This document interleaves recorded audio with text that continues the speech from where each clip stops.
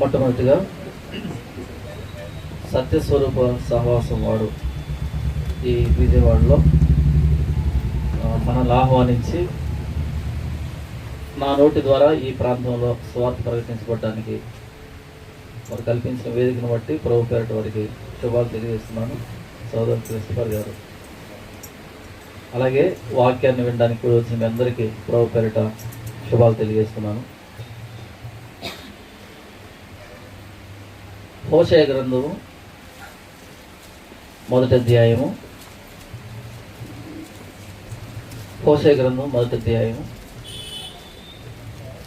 మొదటి వచనం నుంచి 11 వచనాలని ఈరోజు మనం ధ్యానిస్తాం. బైబిల్ అంతట్లో ఈ హోషేయ గ్రంథానికి లేదా ప్రవక్త అయిన హోషేయకు ఉండేటువంటి ప్రత్యేకత ఇక ఏ ప్రవక్తకు లేదు. మొట్టమొదట ఈ హోషేయ ఎవరు అంటే, ప్రవక్త అయిన ఆమోసు ఉన్నాడు కదా, ఆమోసు, ప్రవక్త అయిన మీకా, ప్రవక్త అయిన యెషయా, ప్రవక్త అయిన యోనా, ఈ నలుగురికి సమకాలీకుడు. ఒకే కాలంలో ఈ నలుగురు పనిచేశారు. అయితే ఈ నలుగురు యోదయ దేశానికి సంబంధించిన ప్రవక్తలు అయితే, ఈ హోషేయ ఇశ్రాయేలు దేశానికి సంబంధించిన ప్రవక్త. ఇశ్రాయేలు అంటే ఉత్తరాన ఉండేటువంటి 10 గోత్రాలని ఇశ్రాయేలు అని పిలుస్తారు. దక్షిణాన ఉండేటువంటి యోదా బెన్యామీను రెండింటిని కలిపి యోదయ అని పిలుస్తారు. బైబిల్ ఉన్న ప్రవక్తలంతా యోదయ నుంచి వచ్చారు ఎక్కువ శాతం, అందరూ కూడా. అయితే ఒకే ఒక ప్రవక్త ఉత్తరం నుంచి వచ్చి ఉత్తరాన్నే పరిచయం చేశాడు. ఆయన పేరు హోషేయ. ఈ హోషేయ ఎవరికి పరిచయం చేశాడు అంటే, యెరోబాము 10 గోత్రాలను తీసుకొని, అంటే యోదయకు వేరుగా యెరూషలేముకు వేరుగా 10 గోత్రాలను తీసుకొని, బేతేలులో ఒక బంగారు దూడని, దానులో ఒక బంగారు దూడను పెట్టి, దక్షిణాన ఉన్న యెరూషలేము దేవాలయానికి ప్రత్యామ్నాయంగా షోమ్రోన్ రాజధానిగా తీసుకొని, అంటే దేవుని దగ్గర నుంచి పూర్తి విగ్రహారాధనలో తీసుకుని వెళ్ళాడు యెరోబాము అనేటువంటి రాజు. మొట్టమొదటి ఇశ్రాయేలీల రాజు ఎవరు? ఇది 2 రాజ్యాలు విడిపోయిన తర్వాత యెరోబాము అనేటువంటి దుష్టుడు తన రాజ్యానికి, తన సింహాసనానికి ఎక్కడ అస్థిరత ఏర్పడుతుందో అనే ఉద్దేశంతో దేవుణ్ణి మార్చినటువంటి వ్యక్తి. చాలా మంది దుర్మార్గులు పరిపాలించారు ఇశ్రాయేల్ దేశాన్ని కానీ యోదయ దేశాన్ని కానీ. అత్యంత దుర్మార్గుడు ఎవరా అంటే చాలా మంది మనషే అనుకుంటారు. మనషే దేవుణ్ణి మార్చలే. కానీ యెరోబాము అనే వ్యక్తి ఎక్కడ వీళ్ళు ప్రతి సంవత్సరానికి 3 సార్లు దక్షిణ దేశానికి వెళ్తే ఎక్కడ వీళ్ళు మరలా రెహబాము వైపు మొగ్గు చూపుతారో, నాకు అన్యాయం జరుగుతుందనే ఉద్దేశంతో ఏకంగా దేవుణ్ణే మార్చాడు, దేవాలయాన్ని మార్చాడు, దేవుడు పెట్టినటువంటి లేవియ వ్యవస్థని మార్చేసి సామాన్య జనుల్లో యాజకులను పెట్టాడు. అలా తన సింహాసనం కోసం దేవుడికి ద్రోహం చేసిన వ్యక్తి యెరోబాము అనేటువంటి రాజు. అలా ఇశ్రాయేలు 10 గోత్రాలు విగ్రహారాధనలో మునిగిపోయారు. దేవుడి స్థానంలో బంగారు దూడలను పెట్టుకొని ఆ బంగారు దూడల్ని ఆరాధిస్తూ విగ్రహారాధనలో మునిగిపోయారు. ఆ విగ్రహారాధన ఎంత తారాస్థాయికి వెళ్ళిందంటే 722 క్రీస్తుకు పూర్వంలో అష్షూరు రాజు వచ్చి ఈ 10 గోత్రాలని చెరలోకి తీసుకుని వెళ్ళేంత వరకు వెళ్ళింది. ఆ చెరకు వెళ్ళే ముందు 722కు ముందు, చెరకు వెళ్ళే ముందు ప్రవచించిన ప్రవక్త పేరు హోషేయ. అంటే ఈయన ప్రవచనం అయిపోయిన తర్వాత వీళ్ళు చెరలోకి వెళ్ళిపోయారు. ఈ ఇశ్రాయేలీల భ్రష్టత్వాన్ని దేవుడు ఏమని పిలుస్తాడు అంటే, పదే వ్యభిచారం అని పిలుస్తాడు. వ్యభిచారం అని. ఎందుకు వ్యభిచారం అని పిలుస్తాడు అంటే, ఈ ఇశ్రాయేలుల్ని సీనాయి పర్వతం దగ్గర 613 ఆజ్ఞల రూపంలో, నిబంధనల రూపంలో పెళ్లి చేసుకున్నాడు దేవుడు ఇశ్రాయేలు జాతిని. ఓ ఇశ్రాయేలు, నిన్ను సృజించిన వాడు నీకు భర్త అయి ఉన్నాడు అని అంటాడు కదా. కాబట్టి భర్త అంటే భరించేవాడు అని అర్థం. వీరిని ఐగుప్తు నుంచి భరించుకుంటూ తీసుకొచ్చాడు ఈయన. అలా భరించేవాడు కాబట్టి భర్త. ఎప్పుడు వీరికి వివాహం జరిగిందంటే సీనాయి పర్వతం దగ్గర 613 ఆజ్ఞలతో వివాహం జరిగింది. మామూలుగా క్రైస్తవ వివాహంలో ఎలా ఉంటుందంటే, మామూలుగా బయట వివాహం రకరకాల మంత్రాలు ఏంటంటో కార్యక్రమాలతో జరుగుతుంది కదా. అయితే క్రైస్తవ వివాహం ఎలా జరుగుతుందంటే, ఇరువురిని ఒకరి చేతిలో ఒకరి చెయ్యి వేసి ప్రమాణాలు చేయిస్తారు. కష్టంలో కానీ, నష్టంలో కానీ, బాధలో, అన్నింట్లో నేను నీకు తోడుంటాను, ఒక మరణం తప్ప మనల్ని ఏది వేరుపరచదంటూ ప్రమాణాలు చేస్తారు క్రైస్తవ వివాహంలో. అలా సీనాయి పర్వతం దగ్గర 613 ప్రమాణాలు, అటు దేవునికి ఇశ్రాయేలుకి మధ్య 613 ప్రమాణాలు ద్వారా, ఆజ్ఞల ద్వారా వివాహం జరిగింది. దానికి ఇశ్రాయేలీలు ఆ పర్వతం దగ్గర మోషే చెప్పిన ప్రతిదీ మేము పాటిస్తాం, మేము ఒప్పుకుంటున్నామని వాళ్ళు ప్రమాణం చేస్తారు. ఎలాగైతే వధువు వరుడు ఇరువురు ప్రమాణాలు చేసుకుంటారో అలా ప్రమాణాలు చేసుకుని ఒప్పుకున్నారు. అలా జరిగిన వివాహం సీనాయి పర్వతం దగ్గర. అలా జరిగిన ఆ వివాహం అన్నది యెరోబాము వీరిని తీసుకుని వెళ్ళిన తర్వాత ప్రతి ఆజ్ఞను అతిక్రమించారు. ఎలాగైతే ఒక స్త్రీ ప్రమాణం చేసిన తర్వాత భర్తతో, ఎలాగైతే పరాయ పురుషుడి దగ్గరికి వెళితే అది విశ్వాసఘాతుకం అవుతుందో, వ్యభిచారం అవుతుందో, అలా ఇశ్రాయేలీలు సీనాయి పర్వతం దగ్గర చేసిన ప్రతి ప్రమాణాన్ని మరిచిపోయి యెరోబాము అనే రాజు పెట్టినటువంటి 2 బంగారు దూడల్ని సాగిలు పడుతున్నప్పుడు దాన్ని దేవుడు వ్యభిచారం అని పోల్చాడు. దాన్ని ఆధ్యాత్మిక వ్యభిచారం అంటారు, స్పిరిచువల్ అడల్టరీ అని అంటారు.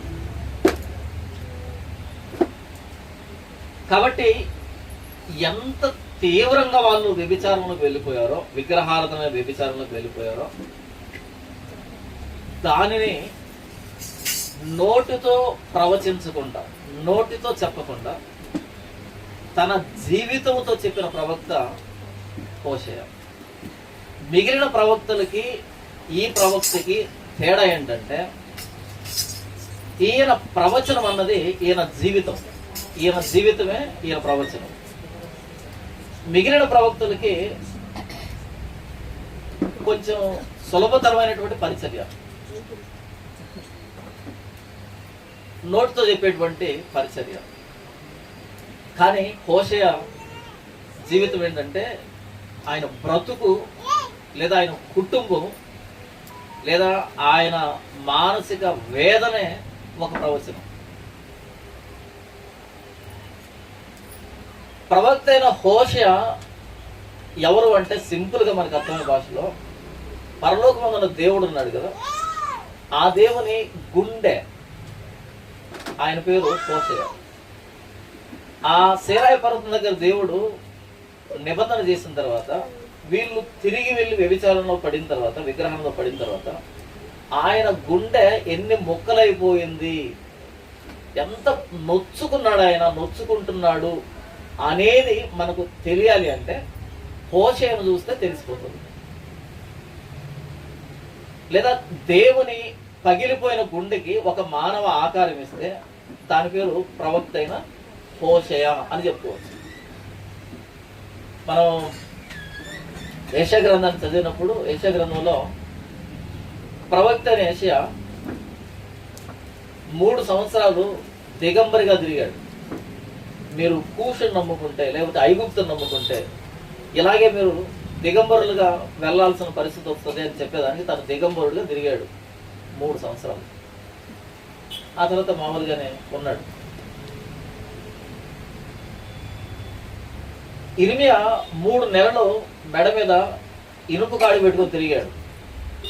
మీరు బబులోనుకు దాస్యం చేయకపోతే, బబులోనికి మీరు తిరగబడితే ఇలా దాస్యలోకి వెళ్తారు అనేటట్టుగా 3 నెలలు మెడ మీద కాడి పెట్టుకొని తిరిగాడు ఆయన. ప్రవక్త అయిన యెహెజ్కేలు తన భార్య చనిపోతే, యుక్త వయసులో భార్య చనిపోతే కనీసం ఏడవద్దు, ఏడ్చేదానికి కూడా పర్మిషన్ ఇవ్వదు దేవుడు, ఏడవద్దు అని. అంటే ప్రవక్తల జీవితాలు ఎలా ఉంటాయంటే, వాళ్ళు ఏం ప్రవచిస్తున్నారో దాన్ని వాళ్ళు జీవించి చూపించారు. డెమాన్స్ట్రేషన్ అంటాం కదా, అలా డెమో ఇచ్చారు. వాళ్ళ జీవితమే వాళ్ళ ప్రవచనం అనేట్టుగా డెమో ఇచ్చారు. ఇలా ప్రతి ప్రవక్త ఏదో ఒక సందర్భంలో డెమో ఇచ్చాడు. కానీ వీళ్ళందరిది ఒకలాంటి పరిచర్య అయితే, గుండె పగిలిపోయే పరిచర్య ప్రవక్త అయిన హోషేయ. ప్రవక్త అయిన హోషేయను సరిగ్గా అర్థం చేసుకుంటే ప్రభు అయిన యేసుక్రీస్తు కళ్ళకు కట్టినట్టు కనపడుతుంది. చూద్దాం ఎందుకు ప్రవక్త అయిన హోషేయ పరిచర్య అన్నది ప్రత్యేకమైంది, నేరుగా యేసు ప్రభుకి ఎందుకు కనెక్ట్ అవుతుంది. అది దేవుని హృదయాంతరంగాన్ని ఎలా ఆవిష్కరిస్తుంది ప్రవక్త అయిన హోషేయ ప్రవచనం, ఆయన జీవితం అన్నది మనం ధ్యానిద్దాం. ఈ మొదటి అధ్యాయం మొదటి వచనం. ఉజ్జియా, యోతాము, అహాజు, హిజ్కియాను, మీరు చదువుతుంటే నేనే చదువుతాను, ఎందుకంటే నాకు ఒక ఫ్లో ఉంటుంది కదా, అది మిస్ అవుతుంది. ఉజ్జియా, యోతాము, అహాజు, హిజ్కియాను యోధారాజుల దినముల్లోను, యెహోయాషు కుమారుడైన యెరోబాము అను ఇశ్రాయేలు రాజు దినముల్లోను, బెయేరి కుమారుడైన హోషేకు ప్రత్యక్షమైన యెహోవా వాక్కు. ఎప్పుడు ఈయనకి యెహోవా వాక్యం ప్రత్యక్షమైందంటే, యోదయ దేశాన్ని ఉజ్జియా, యోతాము, అహాజు, హిజ్కియా అనే యోధా రాజులు, ఆ రాజులు సమకాలీన ప్రాంతంలో, ఇటు ఉత్తర రాజ్యాన్ని యెహోయాషు కుమారుడైన యెరోబాము. మొట్టమొదటి ఇశ్రాయేల్ రాజు పేరు యెరోబాము. అయితే ఈ యెరోబాముని ఏమంటారంటే రెండవ యెరోబాము అని పిలుస్తారు. ఈయన రెండవ యెరోబాము.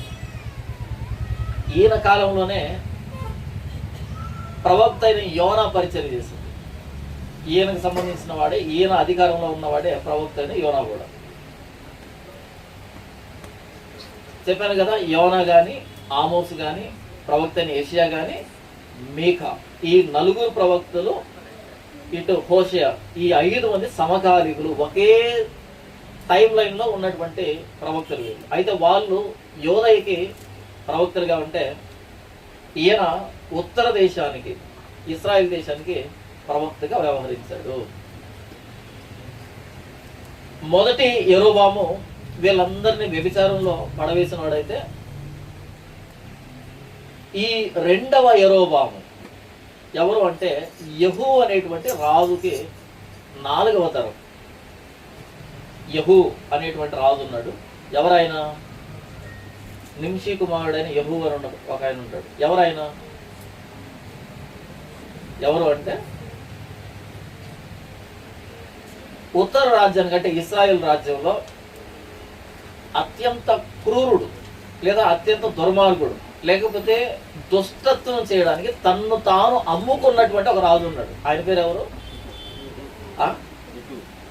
దుష్టత్వానికి తన్ను తాను అమ్మేసుకున్నాడు. ఆయన పేరు అహాబు. ఎవరైనా అహాబు. అహాబు భార్య పేరు చెప్పండి. ఆయన భార్య పేరు చెప్తే బాగా గుర్తొస్తుంది. ఎంత అమ్మేసుకున్నాడు అంటే, బయలు ప్రవక్తలు, ఆశీర్వాదేవ ప్రవక్తలు ఇరువురు కలిపి 850 మంది ప్రవక్తలు పోషిస్తున్నాడు ఈయన. ఒకరినిద్దరిని కాదు, 850 మందిని పోషిస్తున్నాడు. అంతటి భ్రష్టత్వానికి కీరపడ్డారు ఆ వ్యక్తి. ఆ వ్యక్తి చేసిన భ్రష్టత్వానికి, తన భార్య చేసినటువంటి క్రూరత్వానికి దేవుడు అహాబు వంశములో మగపిల్లాడు అనేవాడు లేకుండా, నామరూపాలు లేకుండా ఆ వంశాన్ని తీసివేయాలి అని అనుకున్నాడు. అని అనుకుని అలాంటి దుర్మార్గుడి వంశాన్ని పూర్తిగా నాశనం చేయాలంటే ఎవరు అధికారంలోకి రావాలి? వాడికి మించిన దుర్మార్గుడు అధికారంలోకి రావాలి. ఆ వ్యక్తి పేరు యెహూ. అంతటి దుర్మార్గుడు వంశాన్ని లేకుండా చేయాలంటే వాడిని ఎదిరించేటువంటి సత్తా ఎవరికి ఉంటుంది? అంతకంటే దుర్మార్గుడికి ఉంటుంది. ఆ వ్యక్తి పేరు యెహూ. ఆ యెహూ 4వ తరమే, అంటే ఆ యెహూ వంశంలో 4వ రాజే 2వ యరొబాము. మరి తెలిసి పేరు పెట్టాడు, తెలియకుండా పేరు పెట్టాడు తెలియదు, కానీ యరొబాము అని పేరు పెట్టాడు.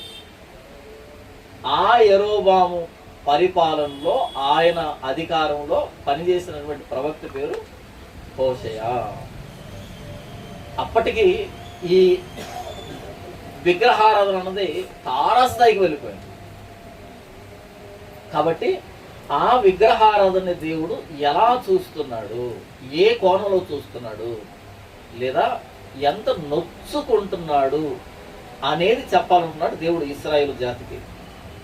వాళ్ళు మారతారని కాదు, ఆయన బాధ అర్థమవుతుందని. వాళ్ళు మారుంటే చెరలోకి వెళ్ళరు, వాళ్ళు మారరు. అయితే ఆయన బాధ చెప్పడానికి ఒక ప్రవక్తను ఎన్నుకున్నాడు. ఎలా ఎన్నుకున్నాడు, ఏ పరిస్థితుల్లో ఎన్నుకున్నాడు అన్నది చూద్దాం. 2వ వచనం. మొదట యెహోవా హోషేయ ద్వారా ఈ మాట సెలవిచ్చెను. జనులు యెహోవాను విసర్జించి బహుగా వ్యభిచరించి ఉన్నారు కనుక నీవు పోయి వ్యభిచారం చేయు స్త్రీని పెండ్లాడి వ్యభిచారం వల్ల పుట్టిన పిల్లలను తీసుకొనుము అని ఆయన హోషేయకు ఆజ్ఞయించెను. ప్రవక్త అయిన హోషేయకు ఆయన చెప్పిన మాట ఏంటంటే, నీవు పోయి ఎవరిని పెళ్లి చేసుకోవాలంట? వ్యభిచారము చేయు స్త్రీని పెళ్లి చేసుకోవాలి. ఆవిడ వృత్తి ఏంటంటే వ్యభిచారం చేసుకున్నాడు. ఆవిడని వెళ్ళి పెళ్లి చేసుకోవాలి. సరే, వ్యభిచారం చేస్తూ ఉంది, ఈమె వెళ్ళి పెళ్లి చేస్తున్నాడు. నేను యేసు నమ్ముకోక ముందు ఒక సినిమా చూసాను. ఒకటే కదా, చాలా చూసాను. అయితే అందులో ఒకటి, అందులో హీరో ఒక ఆవిడని ఇష్టపడతాడు. అంటే చిన్నప్పటి నుంచి ప్రేమిస్తాడు. అయితే అనుకోకుండా వాళ్ళిద్దరూ సపరేట్ అవుతారు. మళ్ళీ తిరిగి వచ్చేటప్పటికి ఈవిడ ఏం పని చేస్తుంటుందంటే వ్యభిచారం చేస్తూ ఉంటుంది. అలా కనపడుతుంది. అలా కనబడగానే నేరుగా ఆవిడ దగ్గరికి వెళ్ళి తను పరిచయం చేసుకొని, నువ్వు స్నానం చేసి వస్తే మనం వెళ్ళి పెళ్లి చేసుకుందాం అంటాడు. ఆవిడ వెళ్ళి స్నానం చేసి వస్తే వీళ్ళు ఒక గుడిలో పెళ్లి చేసుకుంటారు. ఇంతవరకు నేను లేను కాబట్టి నువ్వు ఎలా ఉన్నావో నాకు అనవసరం, ఇప్పుడు నేను వచ్చాను కదా, వెళ్ళి స్నానం చేసిరా అంటాడు. ఆవిడ స్నానం చేసి వస్తారు, ఇద్దరు గుడికి వెళ్ళి పెళ్లి చేసుకుంటారు. అంటే ఎంత ప్రేమిస్తున్నాడు తనని అనేదానికి అక్కడ ఆ సన్నివేశం అన్నమాట. దాన్ని చూడగా నిజంగానే బాధ అనిపిస్తుంది. ఏంటి ఇంత జరిగిపోయినా సరే తనని ఎందుకు పెళ్లి చేసుకోవాలి వ్యక్తి అంటే ప్రేమ. ఏంటది? ప్రేమ. మామూలుగా ఏంటంటే అలా తప్పు చేస్తూ ఉంటే కనుక తల నరికేస్తే అది మగతనం. అసలు అంతే కదా, ఇలాంటి కేసులు ఉంటాయి కదా, తల నరికేస్తే ఆడు మగాడు కాబట్టి తట్టుకోలేకపోయాడు కదా. నిజమే, అది మగతనం అనిపించుకుంటుంది. కానీ అక్కడ క్షమించామనుకో అది ప్రేమ అవుతుంది. అలా తల నరకాలంటే నరికేవాడు శుద్ధపూస ఉంటుంది కదా. మళ్ళా మనమాట నరికావు, కానీ ఆ నరికేవాడు ఎవరై ఉండాలి కదా. అలా నరికే వాళ్ళ హిస్టరీలోకి వెళ్ళండి. ఒరే నువ్వు నిజంగా ఏం చేయలేదు ఎప్పుడు, ఎవరు నేనే ఒకసారి అడగండి. ఏమంటాడు తెలుసా? నేను మగాడిని. ఏమంటాడు అంటారా? నేను మగాడిని, నేను 10 మంది దగ్గరికి వెళ్తాను. ఇది ఎక్కడ న్యాయమో నాకు నిజంగానే తెలియదు, ఇది ఎక్కడ రూలో నాకు తెలియదు, అదేనా సర్టిఫికేట్ ఏమో నాకు తెలియదు. పరలోకి వెళ్ళిన తర్వాత ఓకే నువ్వు మగాడు కదా, 10 మంది ఓకే పక్కన ఉండి అంటాడా? తోలు తీసేస్తాడు. అసలు యేసు చెప్పిన ఆజ్ఞ ఏంటంటే ఒక స్త్రీని అని పురుషుడికి చెప్పాడా స్త్రీకి చెప్పాడా? పురుషుడికి చెప్పాడు. అంటే వాళ్ళు కూడా అప్లై అవుతుంది. కానీ వేసుకొని చెప్పింది పురుషుడు చెప్పాడు. కాబట్టి ఇక్కడ కాలు ఎగరేసేదానికి లేదు. నేను ఎందుకు చెప్పాను మాట? ప్రేమ అనే దాన్ని అలా తను వ్యభిచారం చేసుకున్నా సరే, నువ్వు మరలా వచ్చే ఎంతవరకు జరిగిందో జరిగిపోయింది, ఇక మీద నాతో నమ్మకం ఉండు అని చెప్పి వాళ్ళు ప్రమాణాలు చేసుకుని పెళ్లి చేసుకుంటే శుభకాండ పడుతుంది అనమాట. ఇది సినిమా. రియల్ లైఫ్లో అలాంటి ఉంటారో మనకు తెలియదు కదా. ఒకవేళ నువ్వు స్నానం చేసి వెళ్ళిపోదాం అన్న తర్వాత ఆ గుడికి వెళ్ళి ఇద్దరు ప్రమాణం చేసుకుంటున్నప్పుడు, ఇక మీదట నువ్వు నాతో నమ్మకం ఉండాలని ప్రమాణం చేసుకుంటున్నప్పుడు, ఆవిడ చేతులు చేసి ఇక మీదట నుంచి నేను మీతో నమ్మకంగా ఉంటానని చెప్పలేను, నాకు ఈ జీవితం నచ్చింది, నేను ఇలాగే ఉంటాను అని ఉంటే పెళ్లి జరిగి ఉండదా? ఎందుకు జరగదు? ఎందుకు జరగదు చెప్పండి? పెళ్లి జరగదు, అట్టర్ ఫ్లాప్ అవుతుంది సినిమా కదా. అంతవరకు ఎలా ఉన్నా సరే అప్పటి నుంచి మారాలా. మామూలుగా కొత్తగా పెళ్ళైనప్పుడు చెప్పుకుంటారు అనమాట, సరే ఇంతకుముందు నీకు ఏ పాస్ట్ ఉందో నాకు తెలియదు, ఇక మీద నుంచి అని అంటారా? ఇక మీద నుంచి కూడా నేను ఇలాగే ఉండదలుచుకుంటున్నాను అంటే పెళ్లి జరుగుతుందా? జరగదు. కుటుంబ కలహాల్లో చంపుకుంటారు, చంపుకునే స్థితి వస్తుంది. ఎందుకు వస్తుంది తెలుసా? చెప్పి చెప్పి చెప్పి విసిగెత్తిపోతారు. ఇది మాను ఇది మాను అని చెప్పుకుంటారు, మానవని చెప్తారు, విననటువంటి స్థితి వస్తుంది. ఇక చేసేది లేక చంపుకునే పరిస్థితి వస్తుంది, లేదా విడాకులు అనేటువంటి పరిస్థితి వస్తుంది. కానీ హోషేకు ఈ అవకాశమే లేదు. హోషేకు ఈ అవకాశమే లేదు. దేవుడు ఏమంటున్నాడు అంటే, నీవు పోయి వ్యభిచారము చేయు స్త్రీని పెండ్లాడి. మ్యారేజ్ చేసుకోవాల్సింది ఎవరినంటే వ్యభిచారం చేసే ఆవిడ్ని పెళ్లి చేసుకోవాలి. పాత రోజుల్లో పెళ్లిళ్ళు జరగాలి అంటారంట 7 జతల చెప్పులు అరిగిపోయేటవంట. ఎన్ని జతలు అరిగిపోయేటవంట? 7 జతలు. ఇటు 7 తరాలు అటు 7 తరాలు చూడాలంట. చాలా మందిని ఎంక్వైరీ చేయాలంట. ఇంతకు ఆ 7 చెప్పులు 7 జతలు అరిగిపోయి తిరిగినటువంటి పెద్ద మనుషులు మంచోళ్ళ అన్నది నా ప్రశ్న. మరి ఎవరు పుట్టించారని నాకు తెలియదు. కానీ మొత్తానికి ఇటు 7 తరాలు చూడాలంట, అటు 7 తరాలు చూడాలంట. అలా పెళ్లి జరిగేటివంట. కానీ హోషేకు ఆ బాధ ఎక్కర్లేదు, 7 జతల చెప్పులు మిగిలిపోయాయి, చూడాల్సిన అక్కరే లేదు. దేవుడు చెప్పాడు, నువ్వు పోయి వ్యభిచారం చేసి ఆవిడని పెళ్లి చేసుకో అని అన్నాడు. సరే, ఆవిడ వ్యభిచారం చేస్తుంది, దేవుడు చెప్పాడు కాబట్టి పెద్ద మనసు చేసుకొని పెళ్లి చేసుకోవడానికి వెళ్ళి, ఇంతవరకు నువ్వు ఎలా ఉన్నావు నాకు అనవసరం, ఇక మీద నుంచి అనే ఛాన్స్ ఉంది. అవుతుందామా? చూడండి ఒకసారి. వ్యభిచారం చేయ స్త్రీని పెళ్ళాడి, వ్యభిచారం వల్ల పుట్టిన పిల్లలు ఎలా పుడతారంటే పిల్లలు కూడా ఒక్కడే తండ్రి పేరు కూడా హోషే కాదు, కానీ సర్టిఫికేట్ ఏ పేరు ఉంటుంది? తండ్రి పేరు ఎవరు రాయాలి? హోషే రాయాలి. ఇంతకు తండ్రిగా పుట్టారా? ఒక్కరు కూడా పుట్టారు. 3 పిల్లలు పుడతారు, 2 కొడుకులు 1 కూతురు. 3 పిల్లలు ఆయన పుట్టినోళ్ళు కాదు. ఈ విషయం హోషేకు తెలుసా? తెలుసా తెలీదు? తెలుసు. ఇప్పుడు చెప్పు, హోషే కుటుంబంలో రోజు గొడవలు ఉండుంటాయా, లేకపోతే సమాధానం కూడా ఉంటుందా?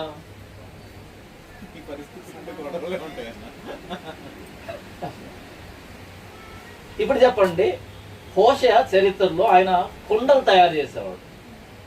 అంటే కొమ్మరవడానికంటే, అది భారతదేశం కాదు.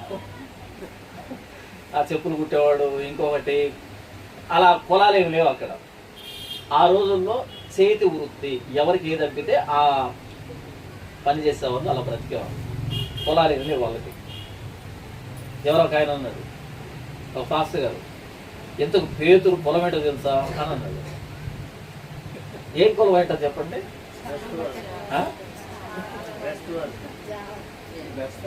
నేను అడిగాను, అసలు పేతురు కులం అనే ఆ ప్రస్తావన ఎందుకు వచ్చిందంటే, లేదు బైబిల్లో ఉంది అన్నాడు.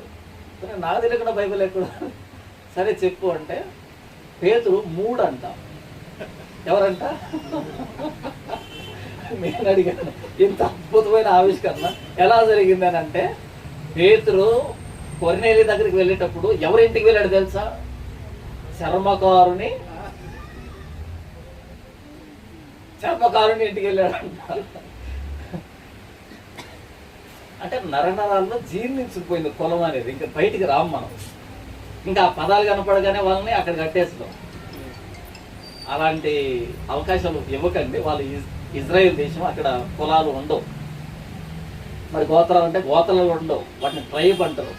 మన భారతదేశంలో పేరు గోత్రం అని పెట్టారు అక్కడ. ఓకే, ఈ గోత్రం ఆ గోత్రం రెండో గోత్రాలు. హోషేయ కుండలు తయారు చేశాడు, మట్టి పాత్రలు తయారు చేశాడు. ఉదయం నుంచి సాయంకాలం దాకా మట్టి పాత్రలు తయారు చేసి ఆ వచ్చిన డబ్బులు తీసుకుని వెళ్ళి ఎవరిని పోషించాలి? ఆయన ఇంట్లో నుంచి బయటికి వెళ్తే ఈవిడ ఇంట్లో నుంచి బయటికి వెళ్ళి మరలా అప్పుడే వచ్చి నేను ఎక్కడికి వెళ్ళలేదని నటించేటువంటి ఆవిడ భోజనం పెట్టాలమ్మా. మీకు అర్థమవుతుంది? ఆయన ఇంట్లోంచి బయటికి వెళ్ళగానే ఈవిడ ఇంట్లోంచి బయటికి వెళ్ళి ఆయన వచ్చే ముందు వచ్చి నేను ఎక్కడికి వెళ్ళాను అనేటట్టుగా అమాయకంగా ముఖం పెట్టేటువంటి ఆవిడికి భోజనం పెట్టాలన్నా. పోనీ మొక్క హోషేకి తెలుసా తెలీదా? తెలుసు. ఆయన ఉదయం నుంచి సాయంకాలం దాకా కష్టపడి తనకు పుట్టని పిల్లలకు భోజనం పెట్టాలన్నా? వాళ్ళని ఎత్తుకోవాలన్నా? వాళ్ళకి ఆరోగ్యం బాగా చేయించాలన్నా? హోషేయ అనే ప్రవక్త జీవితం ఏంటి అంటే దేవుని హృదయం, పగిలిపోయిన దేవుని హృదయం. వీళ్ళు నమ్మకస్తులు కాకపోయినా, తన పిల్లలు కాకపోయినా, ఈయన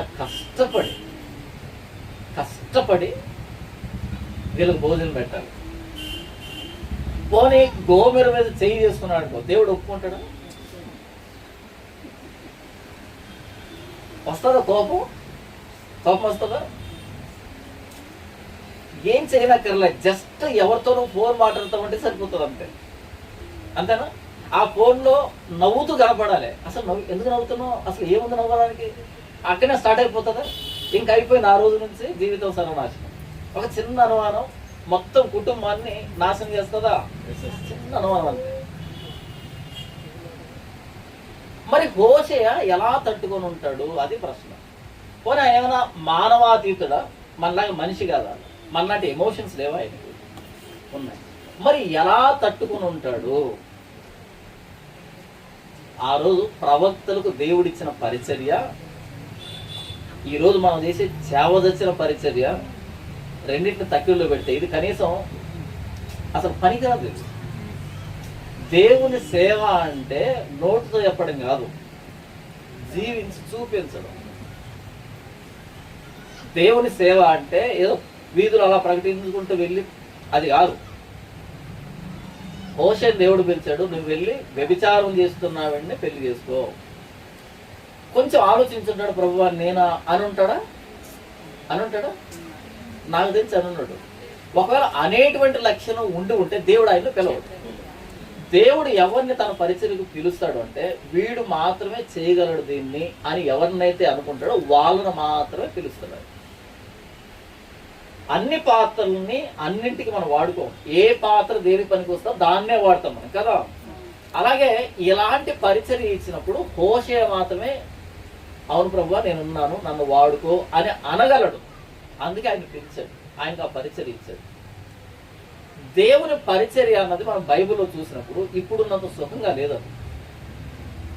దేవుని పరిచర్య అంటే రాజ్యాలకు ఎదురెళ్ళారు, పరిస్థితులకి ఎదురెళ్ళారు, ఆనాటి సమాజానికి ఎదురెళ్ళారు, తమ కుటుంబాలకి ఎదురెళ్ళారు, తమ సొంత ఇష్టాలకు ఎదురెళ్ళారు, తమ సొంత భావోద్వేగాలకి ఎదురెళ్ళారు.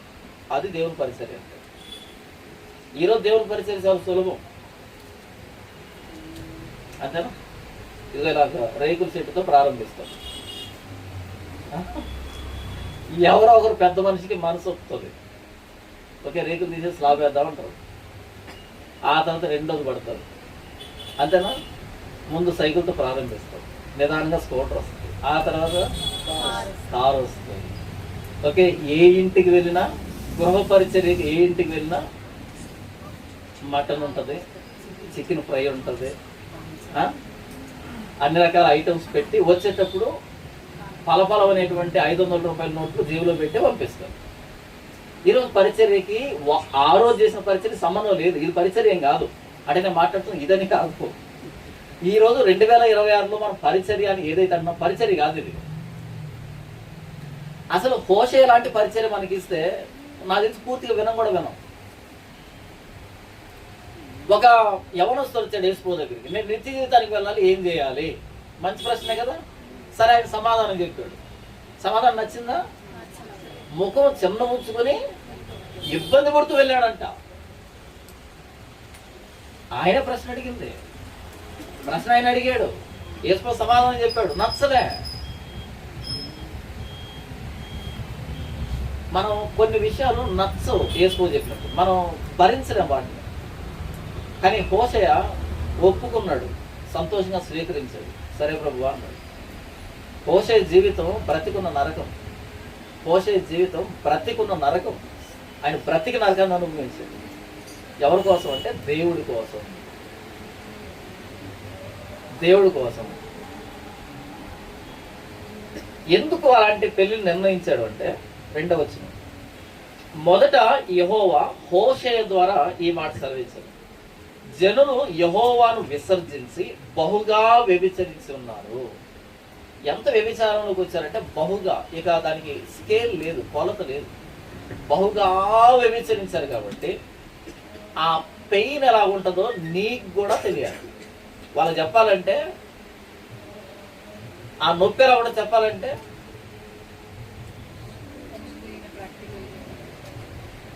మీకు ఒక జోక్ చెప్తాను. ఒక 4 బిడ్డల తల్లి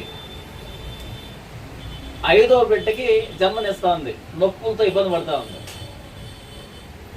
ఆవిడ ఇబ్బంది పడుతూ ఉంటే పక్కనే ఒక 18 సంవత్సరాల అమ్మాయి వచ్చి ఓర్చుకోక అంటుంది. ఎందుకు అంటారు? ఇప్పుడు ఆవిడికి వెట్టకారంగా అనిపిస్తుందా, నా మీద జాలి చూపిస్తుంది అనిపిస్తుందా? ఎందుకు వెంటకారం? ఓర్చుకో ఉంటుంది కదా, ఓర్చుకోక పర్లేదు కాసేపు అంటుంది, తప్పే ఉంది అందులో.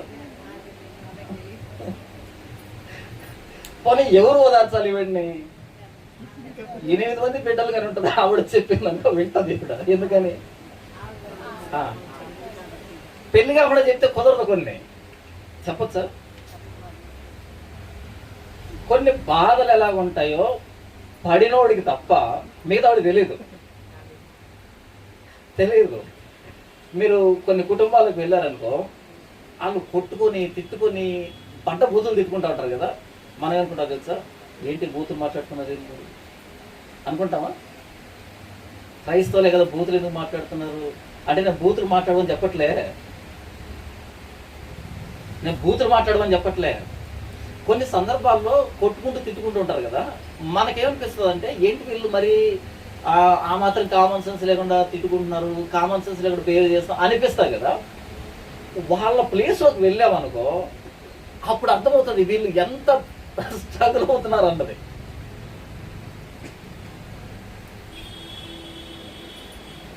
ఒడ్డు మీద కూర్చొని లోపల ఈతున్న వాడికి సలహాలు చెప్పొచ్చు, అలా ఇలా అని. లోపల వాడికి తెలుసు అందులో ఏముంది అన్నది. నేనేం చెప్తున్నానంటే, దేవుడు ఎంత నొచ్చుకుంటున్నాడు అన్నది మొదట ప్రవక్తకు అర్థం కావాలి. అప్పుడు చెప్తాడు ఈయనకి అది అర్థం కావాలంటే, ఈయన కుటుంబం ఏదో ఆయన ప్రవక్త కదా, మంచి సంబంధం ఇచ్చాడు దేవుడు, మంచి అబ్బాయిని పెళ్లి చేశాడు, మంచి అమ్మాయిని పెళ్లి చేశాడు, అలా ఉంటే ఈయనకు తెలియదు ఆ బాధ ఏంటో. వాక్యం ప్రకటించేవాడికి లేదా పరిచయం చేసేవాడికి మొదట ప్రభు ఎన్ని శ్రమలు అనుభవించాడో వీడికి తెలియకపోతే వీడు చెప్పలేడు. పరిచర్య అంటే దేవుని హృదయాన్ని ఫస్ట్ మనం అర్థం చేసుకోవాలి, మనం అనుభవించడం. వాడే దేవుణ్ణి ప్రకటించగలడు. ఆయన హృదయం ఏంటో, ఆయన స్థితి ఏంటో తెలియకపోతే ఏమని ప్రకటిస్తాం? కాబట్టి హోషేయ దేవుని గురించి చెప్పాలి అంటే, హోషేయ కుటుంబం ఎలా ఉండాలంటే దేవుడు ఎంత నొచ్చుకుంటున్నాడో ఆ నొప్పిని ఇచ్చేదిగా ఉండాలి. చాలామంది సేవకుల జీవితాలు, పాస్టర్ల జీవితాలు అస్తవ్యస్తంగా ఉంటాయి వాళ్ళ పర్సనల్ లైఫ్లోకి వెళ్తే.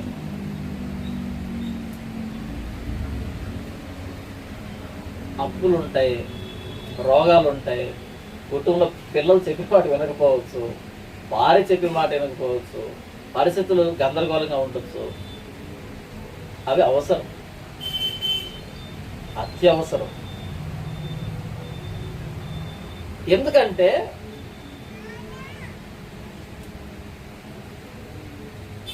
సహానుభవం కలిగినటువంటి ప్రధాన యాజకుడు అంటే, సహానుభవం కలిగిన ప్రధాన యాజకుడు అంటే అవతల వ్యక్తి ఏ పరిస్థితిలో ఉన్నాడో మనకు తెలియాలంటే ఆ పరిస్థితుల్లో మనం వెళ్ళాలి.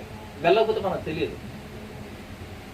ఈరోజు చాలా మందికి ఉండే ఒక దురభిప్రాయం ఏంటంటే, భ్రమ ఏంటంటే, ఆయన పాస్టర్ కదండి, ఆయనకి ఏం కష్టాలు ఉంటాయి, ఆయన పాస్టర్ కదా, ఆయన కుటుంబ గొడవలు ఎందుకు ఉంటాయి,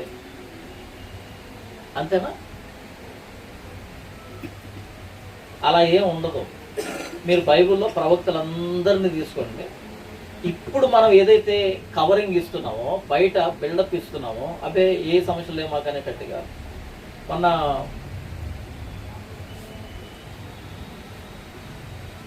ఇద్దరు జోకర్లు, అంటే ఒక పాస్టర్ అమ్మ, ఇద్దరు జోకర్లు ఇంటర్వ్యూ ఇచ్చారు ఇంకొక జోకర్కి. ఆ జోకర్ కూడా మీ విజయవాడే. ఆ ఇద్దరు జోకర్లు వైజాగ్ సంబంధించి ఇద్దరు జోకర్లు ఇక్కడ మీ విజయవాడలో ఒక జోకర్కి ఇంటర్వ్యూ ఇచ్చారు. ఏమనంటే ఈయన అడుగుతున్నాడు, బ్రదర్ మీ ఈ మ్యారేజ్ లైఫ్లో మీరు ఎప్పుడైనా గొడవ పడ్డరా అని. అసలు ప్రశ్న అనవసరం కదా. చూడు, పెళ్ళి నన్ను అవుతున్నారు, అదేం ప్రశ్న?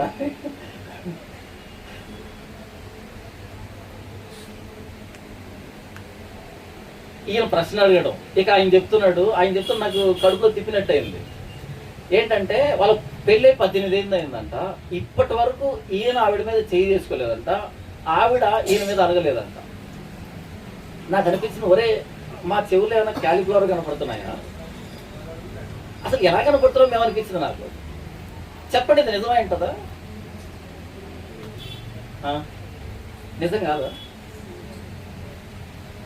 పోనీ ఇప్పుడు భార్యాభర్తల మధ్య మనస్పర్ధలు వస్తాయి రావా? ఖచ్చితంగా వస్తాయి. మనుషులు అన్న తర్వాత మనస్పర్ధలు వస్తాయి. రావాలని చెప్పట్లే, వస్తాయని చెప్తాను. గర్భాలని చెప్పాడు మనస్పర్ధలు వస్తాయంట అని జుట్లు పట్టుకోకండి, విషయాన్ని చెప్తున్నాను. 18 సంవత్సరాలుగా వీళ్ళ మధ్యలో ఎలాంటి సమస్య రాలేదంట. అది వినగానే విన్న వాళ్ళందరికీ ఒక ప్రశ్న వస్తుంది. అంటే మేము దేవుళ్ళు లేమా? అంటే మేము భక్తులం కాదా? అంటే మేము ప్రార్థన చేసుకోవట్లేదా? అంటే మా క్రైస్తవ కుటుంబం కదా అనే ప్రశ్నలు వస్తాయి రావా? వస్తాయి. ఎందుకు వాళ్ళు ఎందుకు చెప్పారు అలా? అంటే మేము భక్తులమే, ప్రార్థనాపరులమే, మేము ప్రతి దేవుడికి అప్పు చెప్తాం అనేటట్టుగా లేని ఒక విషయాన్ని చూపెడుతున్నారు బయట ప్రపంచాలు. అలా చూపించద్దు. నువ్వు ఏంటో అలాగే కనబడు. కొత్తగా మాస్క్ వేసుకోవద్దు. అలా మాస్క్ వేసుకున్నప్పుడు పక్కన వాళ్ళ మీద ప్రెజర్ పడుతుంది. అలా చూసిన వాళ్ళు పాస్లు ఏమనుకుంటారు తెలుసా, నేను కూడా పాస్ని, మాకు కూడా పెళ్ళైంది, దేవుడి సన్నిధి అయింది, మాకెందుకు ఇలాగ ఉంది, వీళ్ళకి ఎందుకు లేదు అనేటట్టుగా అదొక ప్రెజర్ క్రియేట్ అవుతుంది. లేదు. ఎందుకు నేను మాట చెప్పాను అంటే, ప్రవక్త అయిన హోషేయ కుటుంబాన్ని చూస్తే నిజంగా ఇంక ఎవరి కుటుంబం అలా ఉండదేమో అనిపిస్తుంది. కానీ ఆయన దైవజనుడే, కానీ ఆయన ప్రవక్తే. ఆయన చేసిన పరిచర్య చరిత్రలో నిలవబడింది, సువర్ణాక్షరాలతో లిఖించబడింది. కానీ అది ప్రవక్త అయిన హోషేయ కుటుంబమే. దేవుని నమ్ముకున్నాము అంటే శాంతి, సమాధానము, నెమ్మది, భద్రత, క్షేమము, ఇలాంటి బూతులు మాట్లాడకూడదు అన్నది నేను చెప్పదలసిన విషయం. బైబిల్ ఎక్కడ చెప్పలే నన్ను నమ్ముకుంటే మీకు శాంతి, సమాధానం, నెమ్మది, క్షేమం, భద్రత చెప్పిందా బైబిల్ ఎక్కడైనా? నాకు తెలిసి ఎక్కడ కనిపించాలి. మీకు కనిపించేదా చెప్పండి, నేను నోట్ చేసుకుంటాను. అలా ఏం లేదు.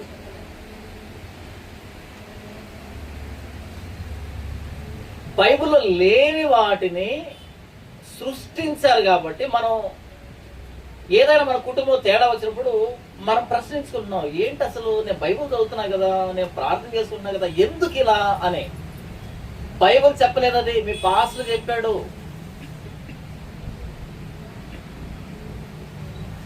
మీరు చూడండి, యేసు గారి జీవితాన్ని చూడండి. వయసులో భార్య చచ్చిపోయింది, ఆయన బతుకు ఎలా ఉంటది?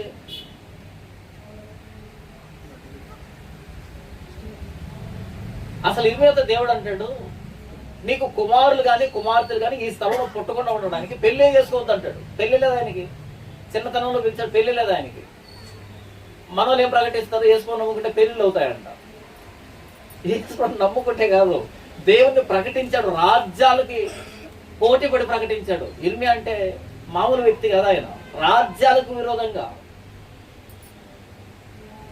అలాంటి ఆయనకి దేవుడు చెప్పిన మాట ఏంటంటే, నేను నీకు పెళ్లి చేయను అని. ఈరోజు ప్రకటన ఏంటి? యేసుని నమ్ముకుంటే పెళ్లి కాని వాళ్ళకి పెళ్లిళ్ళు అయిపోతాయంట. ఇది అక్కడే. యేసు ఏమైనా మ్యాట్రిమోనీ నడుపుతున్నాడా? యేసు ఏమైనా మ్యాట్రిమోనీ నడుపుతున్నాడా? చర్చ ఏమైనా మ్యాట్రిమోనీ సెంటరా?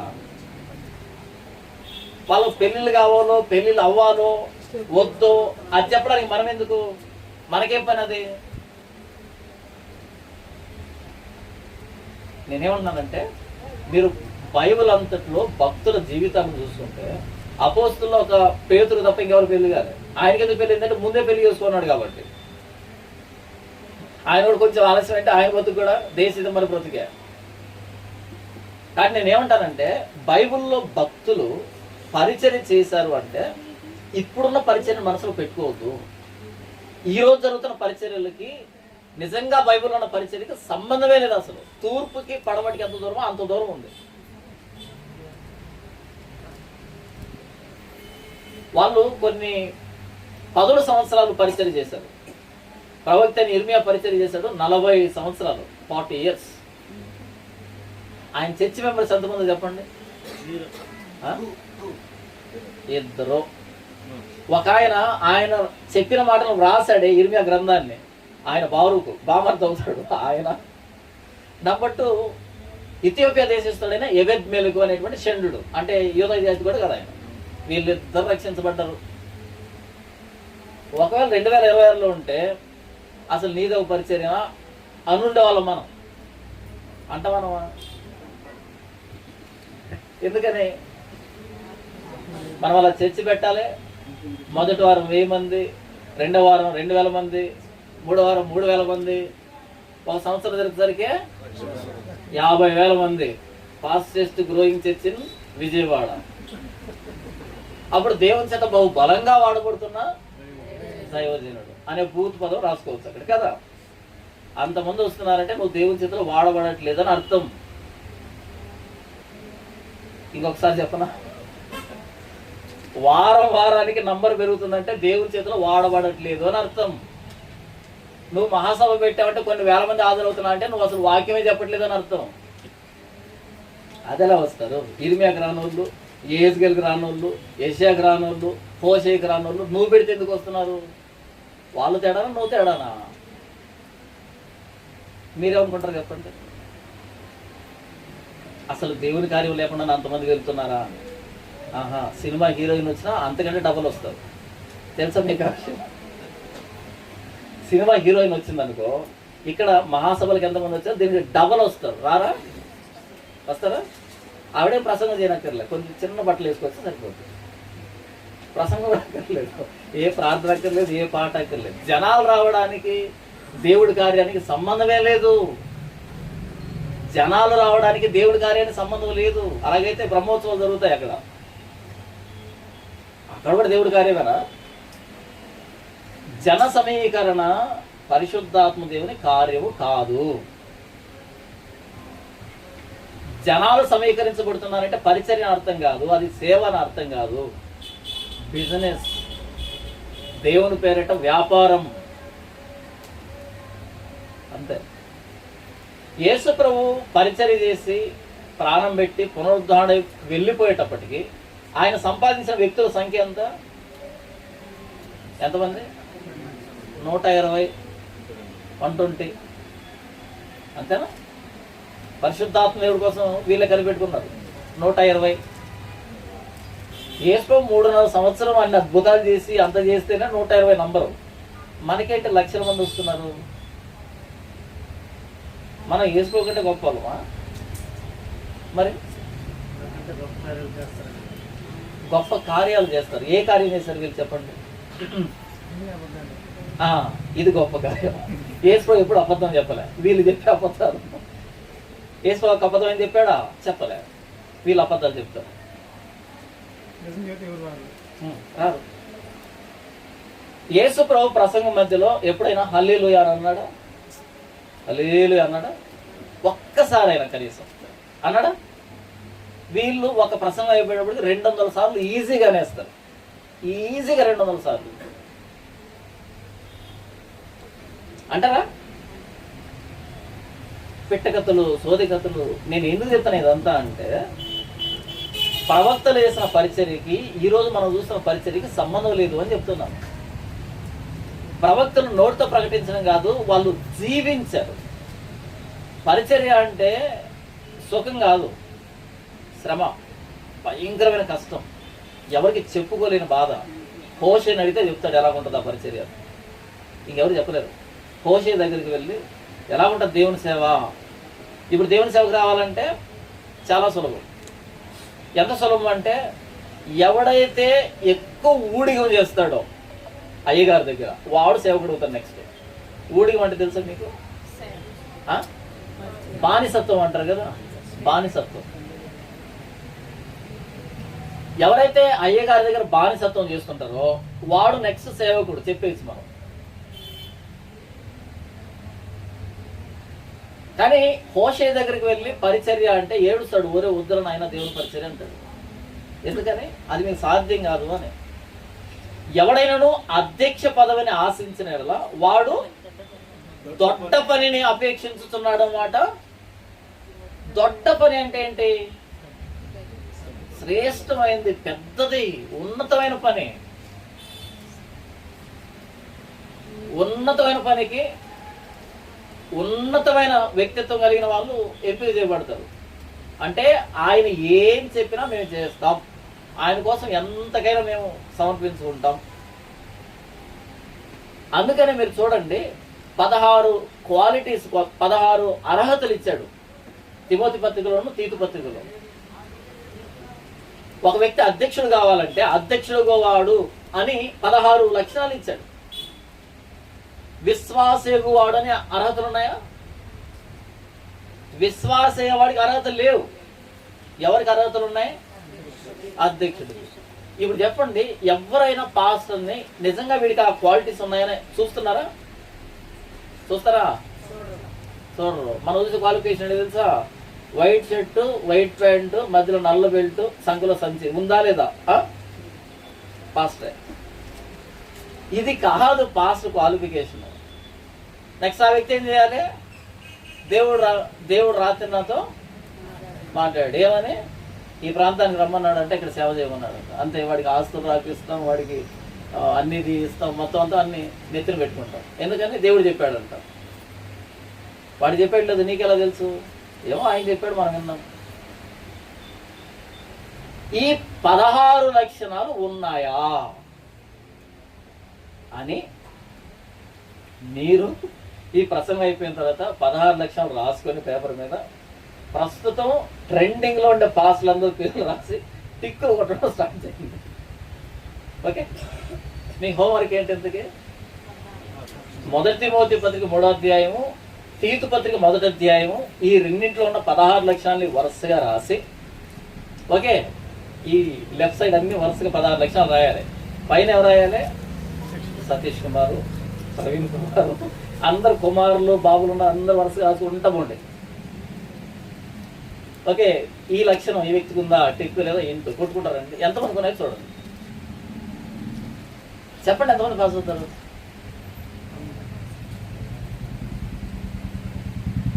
నేను చెప్పానా, బైబిల్ చెప్పిందా?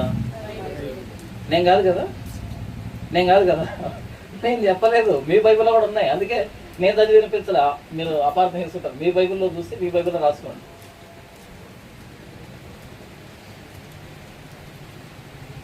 ఎందుకంటే అధ్యక్ష పదవి దొడ్డ పని. చర్చిలో చీపురుతో ఓడ్చాలనుకో క్వాలిఫికేషన్ ఇవ్వలే, ఇచ్చారా?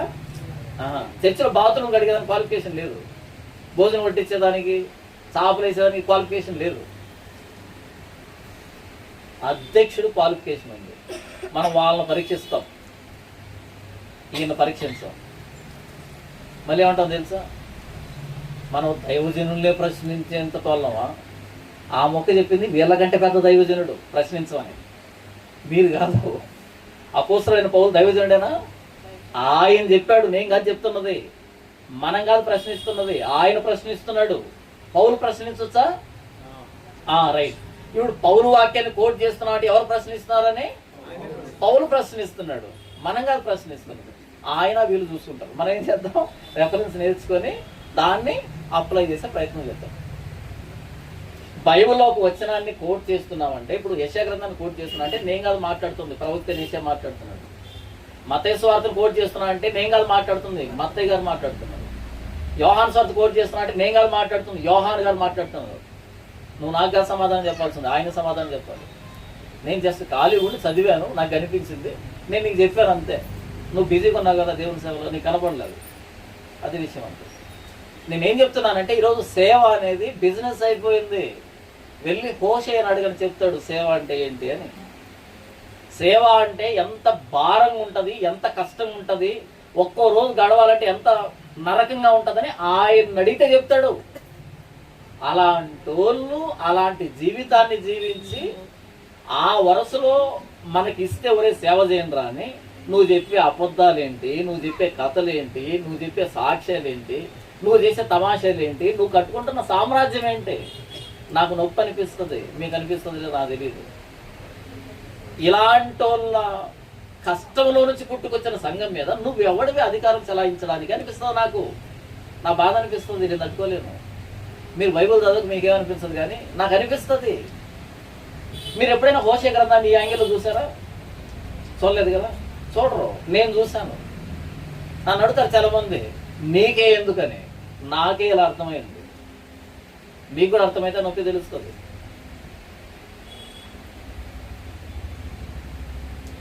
మీరు ఉదయం నుంచి సాయంకాలం వరకు కష్టపడి 500 సంపాదించారు.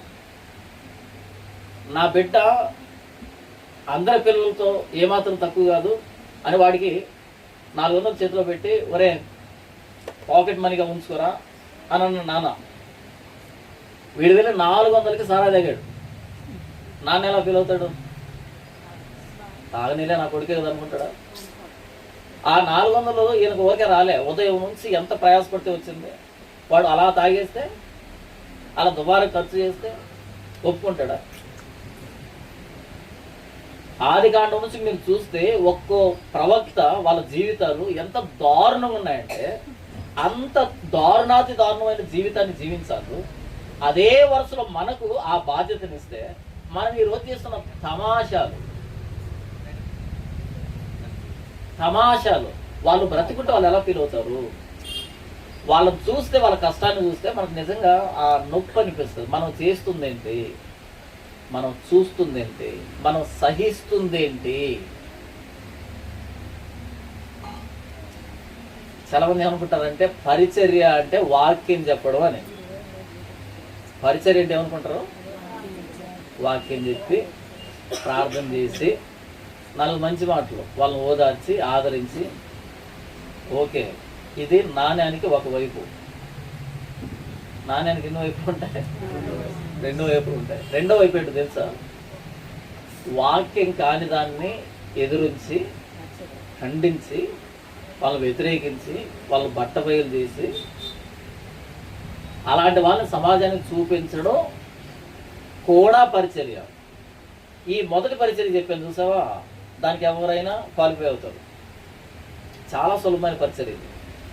వాక్యం చెప్పడం చాలా సులభమైన పరిచర్య. కొరడా తీసుకోవడం చాలా కష్టమైన పరిచర్య. క్రీస్తు వాక్యం ఏం చెప్పాడా? కొరడా కూడా తీసుకున్నాడా? కొరడా తీసుకోవడం గొప్ప విషయం, వాక్యం చెప్పడం గొప్ప విషయం. వాక్యం చెప్పడం ఎవరైనా చెప్తారు, కొరడా తీసుకోవాలి. ఎక్కడ తీసుకోవాలి? మొత్తం పండగకు వచ్చిన అంతా ఒకవైపు ఉండాలి, ఒక్కడే ఒకవైపు ఉండాలి. తీసుకుంటావా? తీసుకుంటావా? తీసుకోగలవా? అంత హంగామా, అంత గందరగోళంలో, అంత అసలు పండగకు వచ్చి కిటకిటలాడిపోతున్నారు అంతా. అక్కడ బల్లల్ని ఇలా ఎత్తేస్తున్నాడు ఆయన. ఆ బల్లల్ని ఇలా చల్లితే చిల్లరంతా అలా వెళ్ళు పడిపోతుంది. మొత్తం అన్నిటినీ విప్పేస్తున్నాడు, తోలేస్తున్నాడు, అదిలించేస్తున్నాడు. అంతమంది రివర్స్ అయితే ఏంటి ఆయన పరిస్థితి? అక్కడే పాతి పెట్టారు. అక్కడ ఆయన మాట ఏం తెలుసా?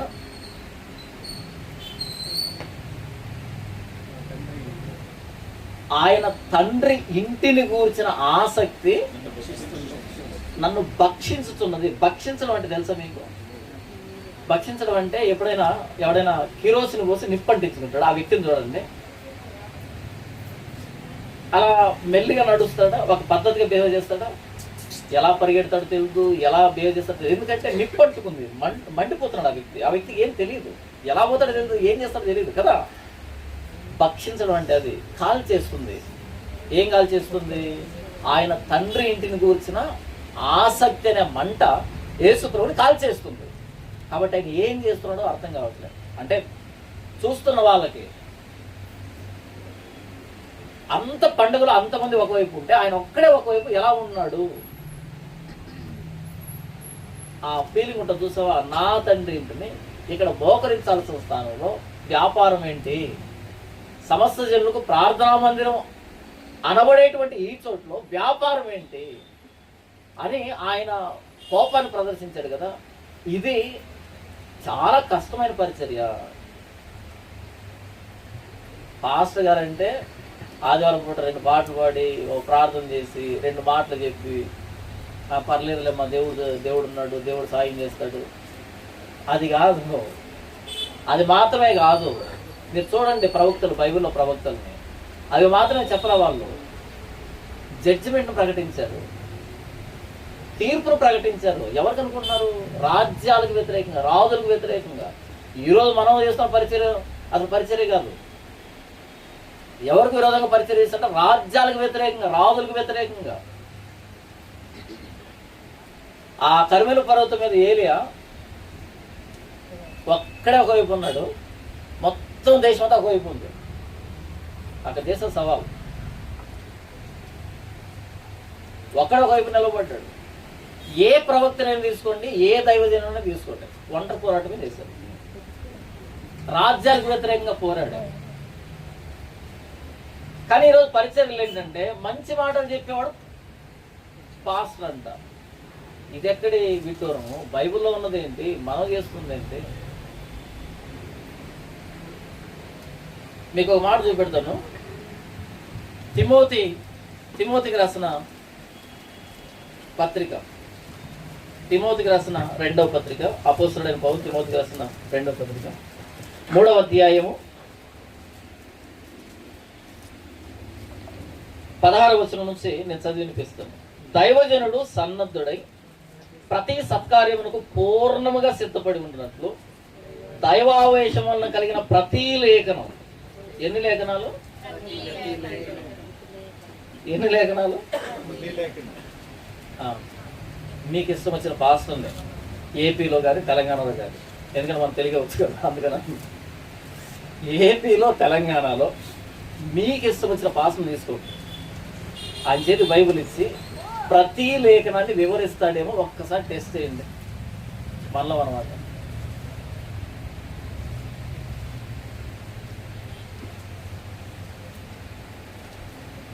మీకు నా ప్రశ్న అర్థమైందా? నా ఛాలెంజ్ అర్థమైందా?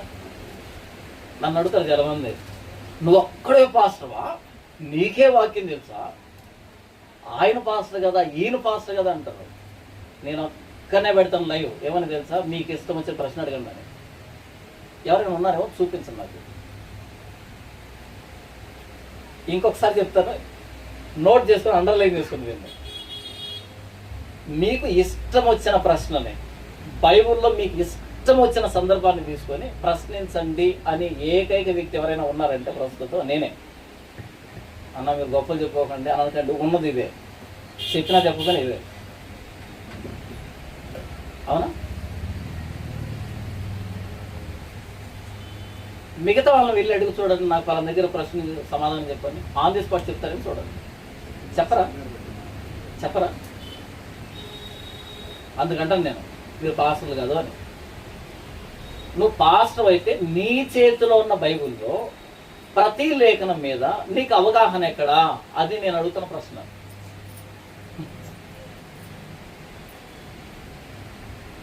అదేదో ఒక సినిమా చూశాను. ఆ సినిమాలో వాడు కమీడియన్, ఆడు మ్యాథ్స్ టీచరు. ఆడికి మ్యాథ్స్ రాదు, మ్యాథ్స్ టీచరు. ఆడు ఇక్కడ రాసుకొస్తాడు, చేతి మీద రాసుకొస్తాడు. రాసుకొచ్చి ఆ బోర్డు మీద ఇలా తీసి బోర్డు మీద రాస్తాడు. ఫస్ట్ అంతా దించేస్తాడు. ఒకరోజు ఏం చేస్తాడంటే అలా జస్ట్ షర్ట్ ఇలా అంటాడు. ఈలోపు ఒక ఆవిడ లేచి డౌట్ అడుగుతుంది. ఆవిడ ఏమంటాడంటే, అరే ఉండవమ్మా, ఇంకా షర్ట్ కూడా ఓపెన్ చేయలేదు ఏదో అంటాడు. డైలాగ్ ఇస్తాడు. ఇప్పుడు చెప్పు, ఆయన డౌట్ అడగొచ్చా? ఏం అడుగుతాము? ఇక్కడ రాసుకొచ్చామని డౌట్ అడిగితే వాళ్ళ దగ్గర ఏముంటుంది? మనం ఏం నేర్చుకుంటాం? కనీసం వాడైనా నయమే, కనీసం ఈ రోజు ఏం చెప్పాలని రాసుకొచ్చాడు. ఈరోజు వేదిక ఎక్కే పాస్తున్నాం, అది కూడా రాసుకొని రావట్లే. ఎటు పడితే అటు పోతారు అంతే. ఎక్కడ దుంపుతారో తెలియదు, ఎక్కడ లేస్తారో తెలియదు, అంతే తిరుగుతుంటారు అంతా. ఎక్కడ స్టార్టింగ్ చేయాలో తెలియదు, ఎక్కడ ఎండింగ్ చేయాలో తెలియదు, మొత్తం తిరుగుతున్నారు. మొత్తం అంతా ల్యాండింగ్ ప్రాబ్లం. లేస్తారు పైకి, ఎక్కడ ల్యాండ్ అవ్వాలో తెలియదు, ఎలా ల్యాండ్ చేయాలో తెలియదు. ఏంటో తిరుగుతుంటారు. అన్ని గ్రంథాలు చెప్పేస్తారు, అన్ని విషయాలు చెప్పేస్తుంటారు, కానీ తెగదు, ఎక్కడ ముగించాలో తెలియదు. ప్రతి లేఖనం, బైబిల్ ఉన్న ప్రతి లేఖనం నీకు తెలిసి ఉండాలి. నువ్వు అప్పుడు పాస్టర్ అవుతావు. అక్కడేమన్నాడు? దైవజనుడు సన్నద్ధుడై దైవావేశం వల్ల కలిగిన ప్రతి లేఖనం. ఎన్ని లేఖనాలు అన్నాడు? ఈ ప్రార్థనా పరులు ఉన్నారు కదా, ఆయన ప్రార్థన చేస్తాడంట, 18 గంటలు ప్రార్థన చేస్తాడంట, 24 గంటలు ప్రార్థన చేస్తాడంట. ఆయన దర్శనం వచ్చింది, ఈయన దర్శనం వచ్చింది, సొల్లుగా కూడా చెప్తుంటారు కదా. ఈ ప్రార్థనా యోధుల దగ్గరికి వెళ్ళి అడగండి. మత్తయి సువార్తలో, మార్కు సువార్తలో, లేకపోతే కీర్తనలో, సామెతలు అక్కడిక్కడ 4 సందర్భాలు తప్ప మనకేం తెలియదు, తెలుసా? అందుకే నేను రెస్పెక్ట్ ఇవ్వను. రెస్పెక్ట్ ఇవ్వాలని తెలుసు.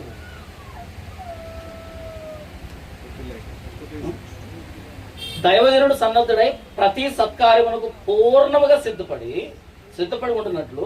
ఎప్పుడు సిద్ధపడతాడంట? దైవావేశం వల్ల కలిగిన ప్రతి లేఖను ఉపదేశించుటకును, ఖండించుటకును, తప్పుదిద్దుటకును, నీతియందు శిక్ష చేయుటకును ప్రయోజనకరమై ఉన్నది. మినిస్ట్రీ చెప్తున్నాడు, దైవజనుడు ఏం చేయాలో చెప్తున్నాడు.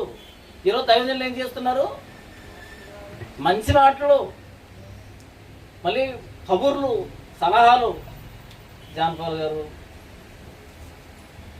ఎందుకంటే నీకు ఎందుకు చెప్పు? ఏమన్నాడు? దైవజనుడు సన్నద్ధుడై. దైవజనుడు ఎవరంటే దైవావేశం వల్ల కలిగిన ప్రతి లేఖను ఉపదేశించాలంట. ఇది చేస్తున్నారు. అది ప్రతి లేఖనం కాదు, సెలెక్టెడ్ సందర్భాలు. మీరు చచ్చిపోయేంత వరకు ఆ చర్చికి వెళ్ళినా సరే మీకు తెలిసేది ఏంటి? దావీదు గొల్లియాతు, యోసేపు ఫరో భార్య, 5 రొట్టెలు 2 చేపలు, ఇంకా ఏమన్నా ఇలాంటివి, ఆ యోన, అబ్రహాం ఆశీర్వాదం, యోబు ఆశీర్వాదం, అంతే. మీరు చచ్చిపోయేంత ఇవే, ఇంకేం ఉండవు, అవే ఉంటాయి. నాకు తెలిసి వీళ్ళు చెప్పే ప్రసంగాలన్నింటినీ బైబిల్లో పెడితే 5-6 పేపర్లు ఉండి మొత్తం అన్ని చింపేయాల. ఇప్పుడు బైబిల్ 1021 పేజీలు ఉంటుంది. ఇది నా బైబిల్లో ఇక్కడ 1021 ఉంటుంది. కానీ మీరు వెళ్ళే చర్చి పాస్టర్ ఉంటారు, వాళ్ళు చెప్పే ప్రసంగాలన్నీ, ఆ సందర్భాలన్నీ బైబిల్లో పెట్టామనుకో, నాకు తెలిసి ఒక 10 పేపర్లు ఉంటాయి, మిగతా అన్ని చింపి పక్కన పెట్టేశారు. ఎందుకంటే ఇంకా టచ్ చేయరు వాటిని. ఎప్పుడు టచ్ చేస్తారు వాటిని? టచ్ చేయరు, తగలప్పుడు ఎందుకు అవి చింపేస్తే పోలే. ఒక 10 పేపర్లు మిగులుతాయి, ఆ 10 పేపర్లు సరిపోతారు.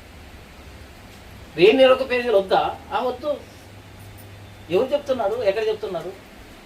నా బాధ ఏంటంటే పరిచర్య అంటే ఏంటో తెలియని వాళ్ళంతా ఈరోజు పరిచారకులు అయ్యారు. దైవజనుడు అంటే ఉపదేశించాలంట, తర్వాత ఏం చేయాలి? ఖండించాడు. దైవజనుడేనా? దైవజనుడే కదా. నేను చెప్తున్నాడా? పౌలు చెప్తున్నాడా? ఖండించాలనా? ఎవరిని ఖండించాలి? ప్రశ్న. ఎవరిని ఖండించాలి చెప్పు? ఎవరిని ఖండించాలి? ఎవరినంటే కరుణాకు సుగుణాని, లలిత్ కుమార్ని కదా. వాళ్ళతో మనకి ఏంది పంచాయితీ? ఎవరిని ఖండించాలి? ఎవరింట్లో చీపుతో ఊడ్చుకోరా? ఏమో మీ ఇంట్లో చీపుతో ఎక్కడ ఊడుస్తామా? మీరు పక్కింట్లో వెళ్ళి ఊడుస్తారా? ఒకసారి ఊడ్చండి చూద్దాం. రానివారు కాదు.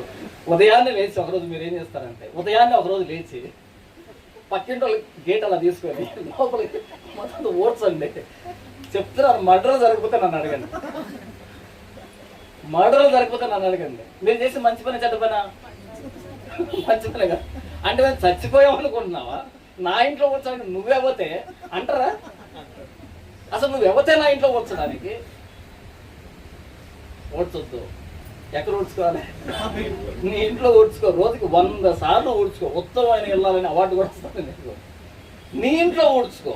పక్కింట్లో నీకేం పని? కాదంట. ఇప్పుడు నీతి ఏంటి తెలుసా? 2026లో మనం వెళ్ళి వాళ్ళ ఇంట్లో ఊడ్చాలంట. ఎందుకు ఊడుస్తాం? ఎందుకు ఊడుస్తాం అంటున్నా. ఓడ్చాల్సిన ఇంట్లో.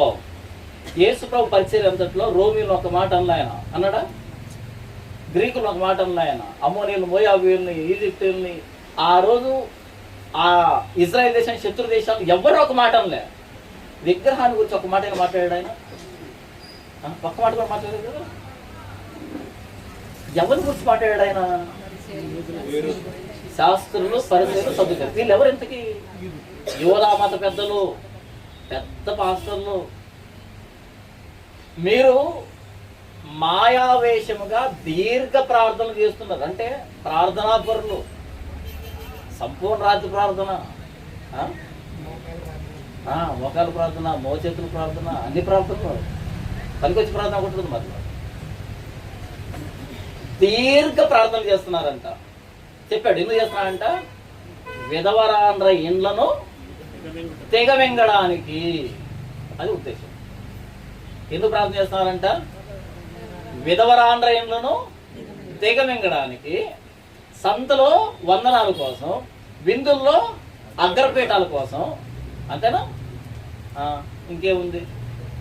ఆ రోజు అదైతే ఈరోజు అదేనా?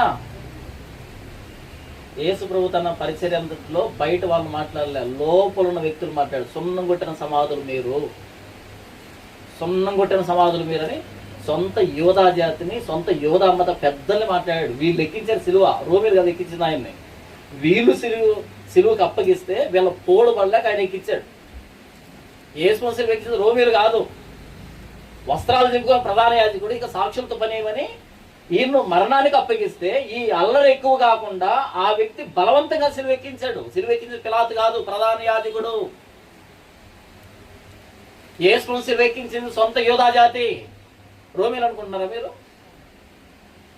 ఆయన ఏమన్నాడు తెలుసా? ఈ వ్యక్తులు నాకు దోషం కనిపించలేదు, నిరపరాధి, నా చేతులు అడిగేసుకున్నాను కడుక్కున్నాడు. తన పదవి కోసం, ఉద్యోగం కోసం చేశాడు. అది మనసు చంపుకొని. ఆయన భార్య కలొచ్చి చాలా బాధపడింది. నీతిమంతుడు నువ్వు ఈరోజు శిక్ష అప్పగిస్తావని. భార్య భర్త ఇద్దరికి ఇష్టం లేదు. ఎక్కించింది ఎవర్రా అంటే సొంత యోధా జాతి. నేను ఎందుకు చెప్తున్నానంటే చీపురు కొట్టుకుని ఇంట్లో ఊడ్చుకుని చెప్తున్నా, పక్కింట్లో వద్దు. మన క్రైస్తవం లేని చెత్త బయట ఎక్కడుంది? క్రైస్తవం లేని చెత్త బయట ఎక్కడుంది? మూఢనమ్మకాలు కేర్ ఆఫ్ అడ్రస్ క్రైస్తవం కాదా? ఈరోజు మూఢనమ్మకాలు కేర్ ఆఫ్ అడ్రస్ ఏంటి? క్రైస్తవం కాదా? మరి బయట వాళ్ళు ఎందుకు మాట్లాడతామా? బయటతో మనకేంది పంచాయతీ? బయట విగ్రహాలు మనకు తెలుసు, లోపల ఉన్న విగ్రహాలు ఏది? విగ్రహారాధన. విగ్రహారాధన బయట వాళ్ళు చేసేదా, మనం చేసేదా? మనం చేస్తున్న విగ్రహారాధన కదా. నేనేం మాట్లాడుతా అంటే ఉపదేశించుటకు, ఖండించుటకు. ఇది దైవజనుడు చేసే పరిచర్య. కానీ ఈరోజు మనం ఖండించామనుకో, నువ్వు అసలు క్రైస్తవుడేనా, నువ్వు అసలు పాస్టరేనా, ఎంత తీసుకున్నావు వాళ్ళ దగ్గర? నువ్వు కూడా రారాదు, నీకు కూడా ఇప్పిస్తాను. రారాదు నువ్వు కూడా. ఒరే బైబిల్లో చెప్పబడింది దైవజనుడు అంటే ఉపదేశించాలి, తర్వాత ఏం చేయాలంట, ఖండించాలి, ఖండించి వదిలిపెట్టాలన్నా, తప్పు తిద్దడం అంటే ఏంటి, ఖండించడం అంటే ఏంటి, తప్పు తిద్దడం అంటే ఏంటి? తప్పు అని చెప్పాలి, తప్పు తిద్దడం అంటే ఏంటి? మీరు టీచర్ ఉంటే రెడ్ పెన్ వాడతారా? మీరు టీచర్లు ఉన్నారనుకో, టీచర్ జేబులో రెడ్ పెన్ ఉంటుందా, బ్లూ పెన్ ఉంటుందా? రెడ్ పెన్ ఉంటుంది. ఎందుకు రెడ్ పెన్ను? ఇలా కొట్టేసారు అంతే, ఇలా గీకాలంతే.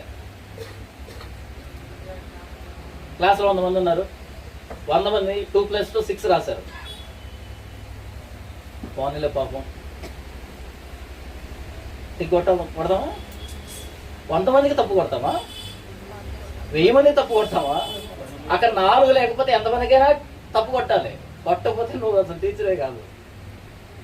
టీచర్స్ రెడ్ పెన్ ఎందుకు ఉంటుంది అంటే తప్పు కొట్టడానికి, ఇట్లా రౌండప్ చేయడానికి. దాన్ని తప్పు దిద్దడం అంటారు. పక్కన వాళ్ళ పరిచయంతో నీకేం పనిరా, దాన్ని దేవుడు చూసుకుంటాడు అని బైబిల్లో లేదు, ఉందా? వాళ్ళ పరిచయం ఎవరు చూసుకుంటారంట? వాళ్ళకు తీర్పు ఇచ్చే దేవుడు రా, నువ్వెవరంటే స్వామి అది నాకు చెప్పాడు. ఆయన తీర్పు తీరుస్తా బైబిల్ ఎక్కడా లేదు. చెప్పాడా? పని చూపించడం ఎక్కడైనా ఉందేమో. సత్యం తర్వాత తీర్పు తీరుస్తాడు, అది వేరు. బతికినప్పుడు మనకిచ్చాడు ఏమని? ఉపదేశించాలంట, ఖండించాలంట, తప్పు దిద్దాలంట. ఇది పరిచర్య అంట, ఇది దైవజనుడికి ఇచ్చాడు. మీరు చేయకపోతుంది, చేసే నన్ను శబాష్ అనకపోగా మరల నా మీద దుమ్మెత్తిపోతుంది. అసలు ఏం కావాలి ఇంతకు మీకు? మీరు చేయకపోతే నేను చేస్తూ ఉంటే నాకు సపోర్ట్ చేయకపోతుంది. అసలు ఏం కావాలి ఇంతకు? ఏం చేద్దాం అనుకున్నా అందరు కలిసి క్రైస్తవాన్ని? తప్పు దిద్దుటకును, తర్వాత నీతి యందు శిక్ష. శిక్ష అంటే ఏంటి ఇంతకి? అంటే శిక్ష కూడా వేయాలన్నా? నేను ఆ స్థాయికి రాలే, నేను ఇంకా అక్కడికి రాలే. ఈ 2 దగ్గర ఆగిపోయినా. ఎందుకంటే నా బలం చాలదు, నాకున్నటువంటి బలం కానీ నాకు సరిపోదు. ఇదిగో అవుతుంది, అది మిగిలిపోయింది. మీ బైబిల్లో కూడా చూడండి, అక్కడ నీతి యందు శిక్ష కూడా చేయాలి. ఇది దైవజనుడు చేసేటువంటి పని, దైవజనుడు మాత్రమే చేసే పని. ఇది బాధ్యత. బైబిల్లో ప్రవక్తలందరూ ఇచ్చేశారు.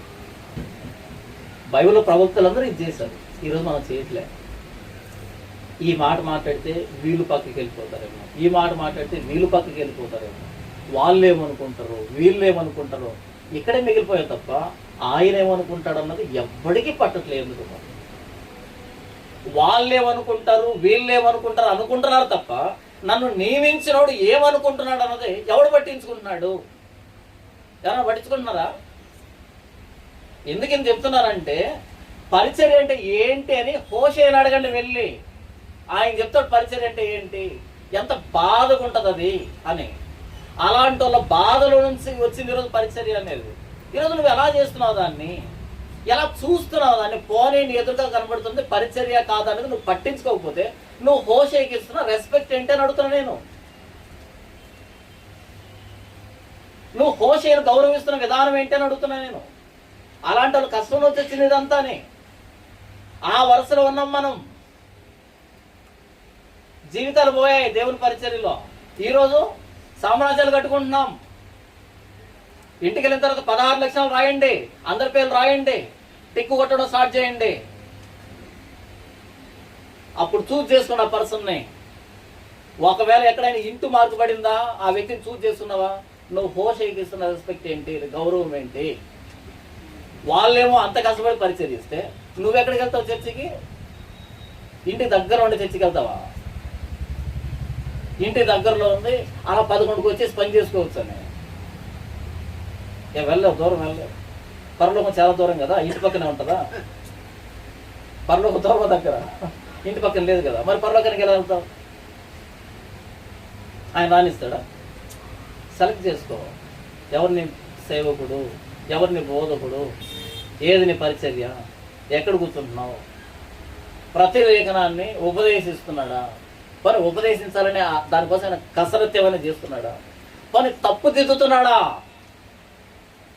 ఖండిస్తున్నాడా, తప్పు దిద్దుతున్నాడా, నీతిని శిక్ష చేస్తున్నాడా, నా పని నేను చేసుకుంటానని అక్కడే గీత గీసుకొస్తున్నాడా? వద్దు, బాధ్యత లేదు.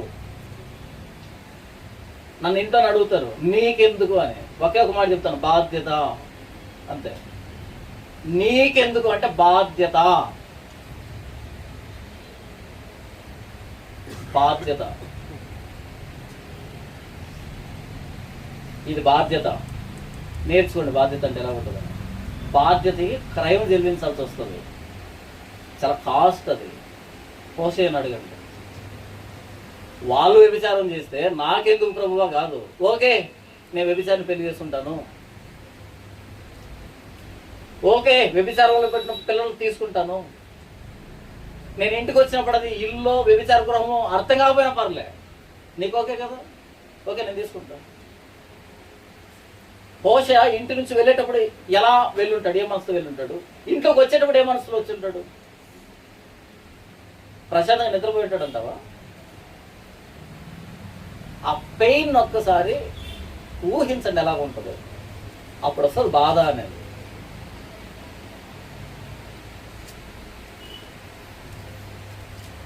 ఇదే విజయవాడ ప్రాంతంలో సోదరుడు ప్రవీణ్ పగడాల ఎందుకు రెస్పాండ్ అయింది తెలుసా?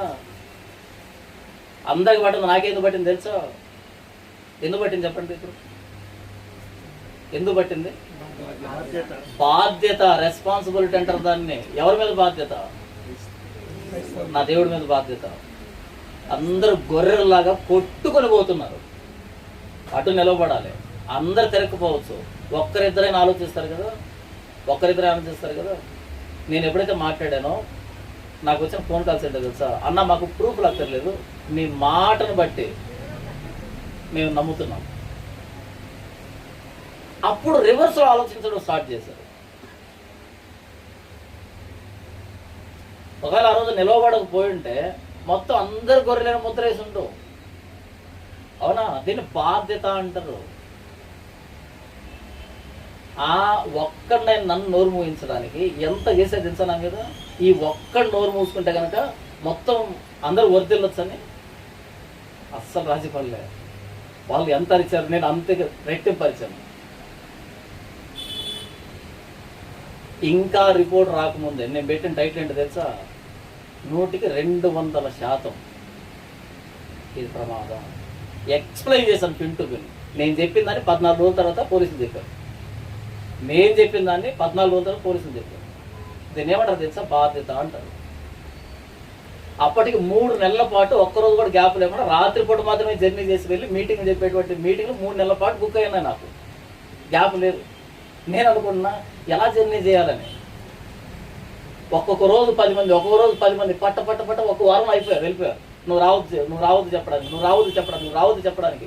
నువ్వు ఎలాంటోడు అనుకోలే. కొంతమంది ఫోన్ చేసి అన్నారు, అన్న నువ్వు వాక్యం చెప్తాడు ఏదో అనుకున్నా కానీ ఇంత తొందరగా అమ్ముడు పోతావని అసలు అనుకోలేదన్నా. దాన్ని మీద నవ్వాలో ఏడవో అర్థం కాలే. ఇంత గొర్రెలు ఉన్నారేంట్రా సమాజంలో, క్రైస్తవ సమాజంలో అని మనసులో ఒకటే నిశ్చయించుకున్నా, ఇది క్రయం. నేను చెల్లించాల్సిన మూల్యం దేనికోసం? నిజం కోసం, బాధ్యత కోసం. నేను చెల్లించాల్సిన మూల్యం, నా కాస్ట్ ఇది. ఈ రోజుకి నా మీద దాడి జరుగుతుందా? ఈ క్షణానికి జరుగుతుందా? ఏంటనుకున్నది ఇది? కాస్ట్. ఈ కాస్ట్ చెల్లించగలిగేవాడు నేను మాత్రమే కాబట్టి నేను నిలబడ్డాను. మీకేమైనా ధైర్యం ఉంటే రండి, నాతో పాటు పాలు పంచుకోండి. పంచుకుంటారా? నెక్స్ట్ జనరేషన్కి, రాబోతున్న జనరేషన్కి ఎలా ఫైట్ చేయాలి ప్రపంచానికి వ్యతిరేకంగా, ఎంత కాస్ట్ చెల్లించాలని ఎగ్జాంపుల్ సెట్ చేశాను ఈ రోజుకి. ఎందుకంటే మనం చూసింది ఈ ప్రస్తుతం ఉన్న దైవజనులకు వీళ్ళగా చూసింది. ఇక్కడ బైబిల్లో తొంగి చూస్తే హోషేయ కనపడుతున్నాడు, యెషయా కనపడుతున్నాడు, ఇర్మియా కనపడుతున్నాడు, యెహెజ్కేలు కనపడుతున్నాడు. వీళ్ళని చూశాను నేను, వీళ్ళని అర్థం చేస్తున్నాను నేను. ఒక ఆయన అడిగాను నన్ను, ఏమనంటే నీకు నచ్చిన పాస్టర్ పేరు ఏంటి అన్నాడు. నేనే అన్నా. అంతే ఎక్కువ ఉలికి పడ్డారు. అంటే ఎవరు పాస్టర్ లేరా, ఇంకెవరు పాస్టర్ లేరా, నువ్వే అంటావు ఏంటనే. నాకు నిజంగానే కనిపించలేదు. నన్ను ఏం చేయమంటావు? ఈ 16 లక్షలు పెట్టుకొని టిక్కులు కొట్టడం స్టార్ట్ చేశాను. ఎవరు కనిపించరు, నన్ను ఏం చేయమంటావు? ప్రాబ్లం నాదేనిదా? మీరు కూడా కొట్టుకోండి, 16 లక్షల్లో పెట్టి టిక్కులు కొట్టడం స్టార్ట్ చేయండి. మీకు కనబడితే నాకు ఫోన్ చేసి చెప్పండి, ఇద్దరం కలిసి ఆ వ్యక్తి దగ్గరికి వెళ్దాం. నాకు కూడా చాలా డౌట్లు ఉన్నాయి బైబుల్లో, అడుగుదాం ఎదురు కూర్చొని. కనబడతారేమో చూడండి. ప్రతి లేఖనాన్ని, ప్రతి స్క్రిప్చర్ని తడివి అర్థం చేసుకున్న వాడే ఉండాలి. ఉంటే నాకు చెప్పండి, కలిసి వెళ్దాం, ఆ వ్యక్తితో మాట్లాడదాం. ఎందుకంత ఉలికి పడుతున్నారు? ఎందుకంత భుజాలు దండుకుంటున్నారు? చెప్పుకోకూడదా? నువ్వు నాకు కనపడలేదు.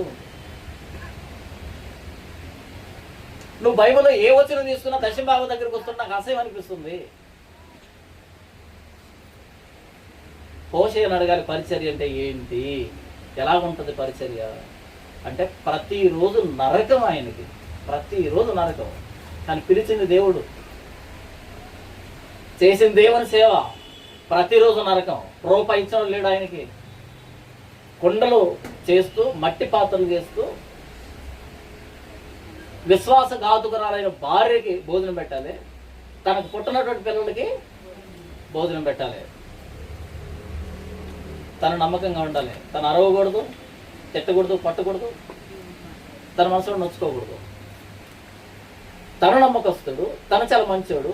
ఈ అవిధేయులకి భోజనం పెట్టాలి, వీళ్ళు భరించాలి. ఇది పరిచర్య అంటే. ఈరోజు పరిచర్య అంటే చాలా సులభం అయిపోయింది. కోట్ల పడుగులు ఎక్కుతున్నారు, తండోపతండాలుగా జనాలు వస్తున్నారు, వరద ప్రవహించినట్టుగా కానుకలు వస్తున్నాయి. ఇది పరిచర్య ఏంటి? దైవజనుడు సన్నద్ధుడై ప్రతి సత్కార్యానికి పూర్ణంగా సిద్ధపడినట్లు దైవావేశం వల్ల కలిగిన ప్రతి లేఖనాన్ని ఉపదేశించుటకు, ఖండించుటకు, తప్పుదిద్దడానికి, నీతి యందు శిక్ష చేయడానికి ప్రయోజనకరమై ఉన్నది. దైవజనుడి లక్షణాలు ఉన్నాయా చెప్పండి? ఇప్పుడు దైవజనుడికి 4 లక్షణాలు ఉండాలంట. నంబర్ 1 ఉపదేశించాలి, నంబర్ 2 ఖండించాలి, నంబర్ 3 తప్పుదిద్దాలి, నంబర్ 4 నీతి యందు శిక్ష చేయాలి. ఈ 4 క్వాలిఫికేషన్ అయిన చూడండి. పోనీ వాళ్ళ మనకి ఎందుకండి? దేవుడు చూసుకుంటాడు. ఏంటి మాట? దేవుడు చూసుకోడు అని చెప్తున్నాడు. దేవుడు చూసుకుంటే ఏ లేకేం పని కర్మేల పర్వతం మీద? దేవుడు చూసుకుంటే ఏ లేకేం పని కర్మేల పర్వతం మీద?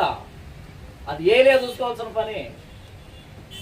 దేవుడు చూసుకుంటే యెషయాకేం పని అక్కడ? మనషే అయిన రాజు యెషయాని ఒక తొర్రలో పెట్టి, చెట్టు తొర్రలో పెట్టి, తొర్రను కట్టేసి రంపుతో 2 ముక్కలకు కోసి పడేశాడు. ఏం పని ఆయనకి? ఏంటి అవసరం ఆయనకి? దేవుడు చూసుకోడు కాబట్టి యెషయా చూసుకోవాలి. యెహెజ్కేలు చూసుకోవాలి కాబట్టి దేవుడు చూసుకోడు. యెహెజ్కేలు దేవుడు అంటాడు, నరపుత్రుడా, ఇశ్రాయేలీయులకు నేను నిన్ను కావలివానిగా నియమించాను. ఎలా నియమించాడంట? కావలివాడు. ప్రభు నువ్వే కాపలాగా అంటే నిన్ను కదా కాపలా పెట్టింది. ఇర్మియా అన్నాడు, బాలుడు అనవద్దు, నేను చెప్పే వ్యక్తుల దగ్గరికి వెళ్ళు, ఎలా పరిచయం చేస్తావు చూడండి. ఇర్మియా గ్రంథం 1వ అధ్యాయం ముగించేస్తాను. ఇర్మియా గ్రంథం 1వ అధ్యాయము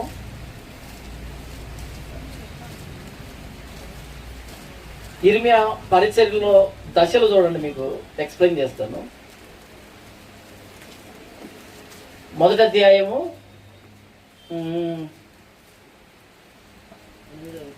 8వ వచనం, 10వ వచనం, 9 నుంచి. అప్పుడు యెహోవా చేయి చాపి నా నోరు ముట్టి ఇలాగ సెలవిచ్చును, ఇదిగో నేను నీ నోట నా మాటలు ఉంచి ఉన్నాను. ఇర్మియా నోటిని దేవుడు ముట్టి నా మాటలు నీ నోట్లో పెట్టాడు. ఇప్పుడు ఆ మాటలు బయటకు వస్తాయి ఆయన నోట్లో నుంచి. ఏం పని చేస్తాయి ఆ మాటలు అంటే? పెళ్ళగించుటకును, విరగొట్టుటకును, నశింపచేయుటకును, పడద్రోయుటకును, కట్టుటకును, నాటుటకును. మొత్తం 6 ఉన్నాయి అక్కడ. కట్టడం, నాటడం లాస్ట్లో, చివరిలో. ఒకదాన్ని కట్టాలంటే, బిల్డింగ్ కట్టాలంటే ఫస్ట్ అక్కడ ఏం చేయాలి? సిద్ధపరచాలా? ముందు పడద్రోయాలన్నా, పెళ్ళగించాలన్నా, పెక్కలించాలి, విరగ అన్నీ చేయాలి కదా. తర్వాత కదా నువ్వు కడతావు. ఒక చెట్టు నాటాలంటే ఉత్తిన నాటితే సరిపోద్దా? ముందు సిద్ధపరచు. చూడు అక్కడ ఏం మాట్లాడతారంటే, పెళ్ళగించుటకు, విరగొట్టుటకు, నశింపజేయుటకు, పడద్రోయుటకు. ఇవి పరిచర్యలేనా? ఇంతకీ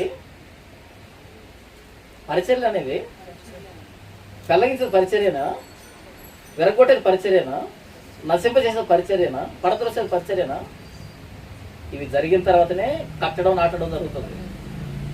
దేవుడు ఇశ్రాయేలుకు చెప్పాడు, మీరు వెళ్తున్నటువంటి ఆ దేశంలోకి వచ్చిన తర్వాత ఎక్కడెక్కడ వారి బలిపీఠాలు ఉన్నాయో, ఎక్కడెక్కడ వారి దేవతా స్తంభాలు ఉన్నాయో, ఎక్కడెక్కడ వారు పూజించిన ఆరాధన స్థలాలు ఉన్నాయో ఏం చేస్తారు మీరు? సమూల ధ్వంసం చేసిన తరువాత ఆక్రమించుకోండి అని చెప్పాడు. ఫస్ట్ కలిగించబడాలన్నా. ఈ మధ్య మాట్లాడుతున్నాం కొంతమంది, ఈ జాన్ పాల్ అనేవాడి వల్ల క్రైస్తవానికి మహాప్రమాదం ఉంది. మీరు తెలిసి చెప్తున్నారో తెలియకుండా చెప్తున్నారో నాకైతే అర్థం కావట్లేదు, కానీ అది ఎగ్జాక్ట్గా నిజం, 100% నిజం. 100% నిజం మీరు చెప్తున్నది. నేనే తోసిపుచ్చట్లే, నిజం. ఏ క్రైస్తవానికి ప్రమాదం ఉంది? క్రీస్తుకు సంబంధం లేని క్రైస్తవానికి చాలా ప్రమాదం. కలిగించబడుతున్నాయా, పెకలించబడుతున్నాయా, పడదోయబడుతున్నాయా, మొత్తం అన్ని జరిగిపోతున్నాయి. ఎందుకంటే నేను కట్టాలనుకుంటున్నా, నాటాలనుకుంటున్నా. అపోస్తులతో ఆగిపోయినటువంటి దాన్ని మరలా కట్టాలనుకుంటున్నా, మరలా నాటాలనుకుంటున్నా. మన స్థలం ఎక్కడ? నేను కోల్చకపోతే నా స్థలం ఎక్కడ? కోల్చాలి కదా, స్థలం లేదు, నిండిపోయింది. ఇప్పుడు నేను అంగారకాల మీదకి వెళ్ళాలా స్వార్థ చెప్పడానికి? ఇక్కడే చెప్పాలి. ఏం చేయాలి? ఆల్రెడీ కట్టబడినటువంటి బలిపీఠాలని, దేవతా స్తంభాలని, విగ్రహాలని, బలిపీఠాలని ఏం చేయాలి? నేను కొలతేయాలి, పెళ్ళగించాలి, విరగొట్టాలి, నశింపజేయాలి, పడద్రోయాలి. ఇవి అయిపోయిన తర్వాత కడతాను. నేను కరెక్ట్గానే అర్థం చేసుకున్నాను. నన్ను చాలా ప్రమాదం వీడితో. నీకు లేట్గా అర్థమైంది, కానీ ఇప్పటికే డ్యామేజ్ చాలా జరిగిపోయింది. లేట్గా అర్థమైంది మీకు. ఇది ఇర్మియా పరిచర్య, ఇది పరిచర్యే. అబద్ధాన్ని కోలుకోలేని పరిచర్యే. ఎంతసేపు వాకింగ్ చెప్పడం అనుకుంటున్నారో మనసులో కాదు. వాకింగ్ కానీ దాన్ని పెళ్ళగించాలి. ఇంకేం మాట్లాడతాడు తెలుసా? ఎందుకు ఈ మాట చెప్తారంటే 4వ అధ్యాయం 1వ వచనం, దేవుని ఎదుటను సజీవులకును మృతులకును తీర్పు తీర్చు క్రీస్తు యేసు ఎదుటను ఆయన ప్రత్యక్షతతోడు ఆయన రాజ్యముతోడు నేను ఆనబెట్టి చెప్పున్నదేమనగా, వాక్యమును ప్రకటించుము, సమయమందును అసమయమందును ప్రయాసపడు, సంపూర్ణమైన దీర్ఘశాంతముతో ఉపదేశించు. టీచ్ చేయి, ఉపదేశించు. నెక్స్ట్ ఏం చేయాలంట? ఖండించుము, గద్దించుము, బుద్ధి చెప్పుము. ఎందుకనగా జనులు హితబోధన సహింపగా దురద చెవులు గలవారై తమ స్వకీయ దురాశలకు అనుకూలమైన బోధకులను తమ కొరకు పోగు చేసుకుని సత్య వరకు చెవనేక కల్పనా కథల వైపు తిరిగే కాలం వచ్చును. ఇది అపోస్తలుడైన పౌలు ఆనబెట్టి చెప్పింది. ఆనబెట్టి చెప్పాడు. తిమోతి చేతిని అలా తీసుకుని ఆనబెట్టి చెప్పాడు. దేవుని రాజ్యముతోడు ఆయన ప్రత్యక్షతోడు ఆనబెట్టి చెప్తున్నాడు. వాక్యాన్ని ప్రకటించు, సమయం ఉందో అసమయం వాక్యాన్ని ప్రకటించు. పెట్టకథలు కట్టుకథలు చెప్పొద్దు, ఎవరో జీవిత చరిత్రలు చెప్పొద్దు, ఇన్స్పిరేషన్ స్టోరీ మోటివేషన్ స్టోరీ చెప్పొద్దు, సాక్ష్యాలు చెప్పించొద్దు.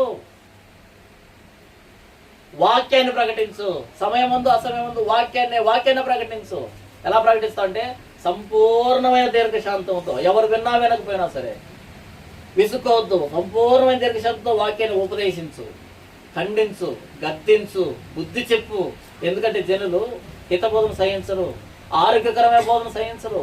దురద చెవులు వాళ్ళకి, ఎవరు గోకితే వాళ్ళ మాట వింటారు. గీకులు కావాలి వాళ్ళకి. దురదకి ఏం కావాలి? గీకుడు కావాలి.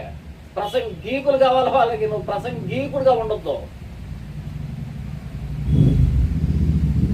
దురద చెవులు కలవారే తమ స్వకీయ దురాశలకు అనుకూలమైన బోధకులు. ఏ బోధకులు అంట? వీళ్ళకి అనుకూలంగా ఎవరుంటే ఆ బోధకులు అంట. ఇదేంటిది క్రైస్తవ్యంలో? ఫేవరెటిజం ఏంటి? తమ స్వకీయ దురాశలకు అనుకూలమైన బోధకుల్ని తమ కోసం పోగు చేసుకుని సత్యానికి చెవినివ్వకుండా కల్పనా కథల వైపు తిరిగే కాలం వస్తుంది అని ఏదైతే బాధపడ్డాడో అది రోజు కల్లారా చూస్తూ కూడా మనం ప్రశ్నించవచ్చా? మనం అడగొచ్చా? దేవుడు చూసుకుంటాడు. దైవజనులే ప్రశ్నించవచ్చా? ప్రశ్నించాల్సిన వాళ్ళని, ఖండించాల్సిన వాళ్ళని, గద్దించాల్సిన వాళ్ళని. చదవండి బైబిల్ని. ఎందుకు ఇదంతా చెప్పాను అంటే హోషేయ చేసిన పరిచర్య దారుణం, ఒక్కో రోజు నరకం. అలాంటి పరిచర్య అదే వరుసలో ఈరోజు నీవు నేను తీసుకున్నాం. ఎలా చేయాలి, లేకపోతే మీరు ఎలా రెస్పాండ్ అవ్వాలి? పోనీ యేసు దగ్గరికి వద్దాం. ఆయన పరిచర్య చేశాడు. ఆయన పరిస్థితి ఏంటి? ఫస్ట్ ప్రసంగమే నజరేతులో, మొట్టమొదటి ప్రసంగమే. చప్పట్లు పడ్డాయా? లేకపోతే ఆయన పట్టుకొని పట్టణం కట్టబడిన కొండపేట దాకా తీసుకుని వెళ్ళి తలకిందులుగా పడదొద్దామని వెళ్ళారా? చూడండి తర్వాత లూకాసు వార్త 4వ అధ్యాయం చూడండి. ఫస్ట్ సర్మన్, మొదట ఆయన బోధించినటువంటి బోధ నజరేతులో రికార్డెడ్గా ఫస్ట్ ప్రసంగానికి చప్పట్లు పడ్డా ఆయనకి. మరి లాస్ట్ ప్రసంగానికి ఏమైనా పడ్డాయా? మీరు చెప్పండి, ఏ ప్రసంగానికి చప్పట్లు పడ్డాయి ఆయనకి? యేసుప్రభు చేసిన ఏ ప్రసంగానికి చప్పట్లు పడ్డాయి? ఏ ప్రసంగానికి పడలేదా? ఇప్పుడు ప్రతి 2 నిమిషాలకు ఒకసారి చప్పట్లు. ఏం చేస్తున్నాం ఇంతకీ? ప్రతి 2 నిమిషాలకు ఒకసారి చప్పట్లు అనగానే చప్పట్లు అంతే. ఎందుకు? ఏం జరుగుతుంది ఇంతకీ? సినిమా హీరోవా? డైలాగ్ డెలివరీ చేస్తున్నావా? ఎందుకు చప్పట్లు కొడుతున్నారు? వాళ్ళు చప్పట్లు కొట్టకపోయినా సరే ఎడిటర్ అని చెప్తారు. ఎడిటింగ్ లో ఏంటని చెప్పి చప్పట్లనే క్లిప్పింగ్ పెడుతున్నారు అక్కడ. ఏందా ముచ్చట? ఎందుకు పడితే చప్పట్లు? నీకు రాళ్ళు పడాలి కదా. పౌలుకు రాళ్ళు పడే, అపోస్తులకు రాళ్ళు పడే, యేసుకు రాళ్ళు పడే, నీకెందుకు చప్పట్లు పడుతున్నాయి? తేడా మనకి ఎప్పటికీ తేడా అర్థం కాలేదు. చూసారా? మందమతులమే, అందులమే, కన్నులుండి అందులైన వారిని, చెవులుండి బదిరులైన వారిని తీసుకుని రండి అంటాడు యెషయా గ్రంథంలో. ఎవరు కాదు, మనమే. మనం చూస్తూ ఉంటాం, ఏం అర్థం కాదు. వింటూ ఉంటాం, ఏం అర్థం కాదు మనకి. యేసు ప్రభువుకు చప్పట్లు పడలేదు, ఒక్కసారి కూడా పడలేదే. ఇదేంటి 5 నిమిషాల కోసం చప్పట్లు కొడుతున్నారు అని అనుమానం మీకు రావాలా వద్దా? వస్తుందా? పోనీ ఆయన్ను ప్రశ్నించేంత గొప్ప వాళ్ళు అంటారు మీరు. మిమ్మల్ని కొట్టాలి రాళ్ళతో. ఎందుకు చప్పట్లు కొడుతున్నారు? ఏముంది అక్కడ? మరి వాక్యం ఏమైనా చెప్తున్నాడా? లేదే. ఏ ప్రవక్తకి చప్పట్లు కొట్టారు? మొత్తం బైబిల్ క్విజ్. ఏ ప్రవక్త కొట్టలే, ఏ అపోస్తులు కొట్టలే, యేసు ప్రభు కొట్టలే. ఈరోజు ఏంటి చప్పట్లు గోల? ఈరోజు ఏరోళ్ళ కేకలు గోల ఏంటి? ఎందుకు వచ్చింది ఈ సంప్రదాయం? కొత్త క్రైస్తవ్యం, క్రీస్తుకు సంబంధం లేని క్రైస్తవ్యం, బైబిల్కు సంబంధం లేని బోధలు. దేవుని సేవకులు కాదు, తమ స్వకీయ దురాశలు, వారి స్వలాభం కోసం సేవకుని అవతారం ఎత్తినటువంటి వ్యక్తులు. చూడండి ఈ కోణంలో దేవుడు పిలిచాడు హోషేని. హోషేయా, జనులు నన్ను విడిచి బహుగా వ్యభిచరిస్తున్నారు, కాబట్టి నువ్వేం చేస్తావు? వ్యభిచారం చేసే స్త్రీని పెండ్లాడి వ్యభిచారం వల్ల పుట్టిన పిల్లలను తీసుకో. ఎందుకంటే నా మనసు ఏంటో ఫస్ట్ నీకు అర్థమైతేనే, మన ఇద్దరు ఈక్వల్ అయితేనే అప్పుడు నువ్వు బోధించగలుగుతావు. నేను ఒకటి చెప్తూ ఉంటే నువ్వు ఇంకొకటి ఉంటే నీకేం అర్థం కాదు. క్రీస్తును ప్రకటించాలంటే క్రీస్తు శ్రమలేంటో మనకు అర్థం కావాలి. క్రీస్తు ఎందుకు శ్రమ పడ్డాడు మనకు అర్థం కావాలి. క్రీస్తు సిలువ అర్థం కాకుండా నువ్వు బోధించవు, నీకు చేత కాదు. సహానుభవం ఉండాలి నీకు. అపోస్తలుడైన పౌలు ఒక అద్భుతమైన మాట మాట్లాడతాడు. బహుశా మనందరికీ అది పరిచయం ఉండకపోవచ్చు, నేను వివరిస్తాను, వినిపిస్తాను. చూడండి, ఫిలిప్పీలకు రాసిన పత్రిక, అపోస్తలుడైన పౌలు ఫిలిప్పీలకు రాసిన పత్రిక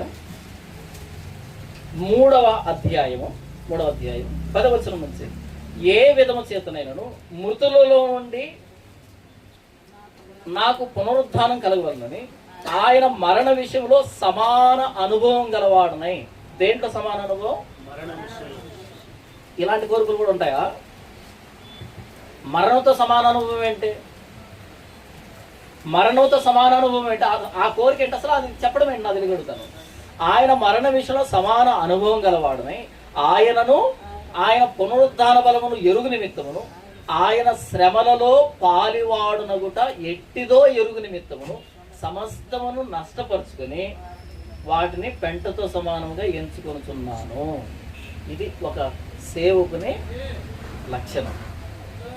క్రీస్తు శ్రమల్లో పాలివాడు కావడానికి నేను ఎంత కోల్పోవడానికైనా సిద్ధమే. అది ఒక సేవకుని లక్షణం, సేవకుని మనసు. ఈరోజు సేవ అంటే క్రీస్తుని అడ్డు పెట్టుకొని ఎంత సంపాదిస్తే అంత పెద్ద పాస్టర్, క్రీస్తుని అడ్డు పెట్టుకొని ఎంత సంపాదిస్తే అంత పెద్ద పాస్టర్. కానీ క్రీస్తు కోసం ఆయన శ్రమల్లో పాలువాడున ఒకటి ఎట్టిదో అది లేదు. గలతీ పత్రిక మీరు చూడండి, గలతీలకు రాసిన పత్రిక 6వ అధ్యాయం 17వ వచనంలో, నేను యేసు యొక్క ముద్రలు నా శరీరమందు ధరించి ఉన్నాను. ఏ ముద్రలు ఉన్నాయంట పౌలు శరీరంలో? యేసు ప్రభు ముద్రలు. అవి ఎలా ఉంటాయి? సిలువ వేసుకుంటాడు ఎలా? అదేనా? సిలువ గుర్తులు వేసుకుంటాడు, అదే కదా యేసు ప్రభు ముద్ర అంటే. మరేంటి? రాళ్ళ దెబ్బలు, కొరడా దెబ్బలు, ఒళ్ళంతా గాయాలు, ఈడ్చి బయటేశారు, చచ్చిపడి ఈడ్చి బయటేశారు. ఏంటి మరకలు, ఏంటి గాయాలంటే ఆయన ఏం చెప్తాడు? ఏమని చెప్తాడు? యేసు ముద్రలు ఇవి, యేసుక్రీస్తు ముద్రలు ఉన్నాయా మనకి? ఉన్నాయా?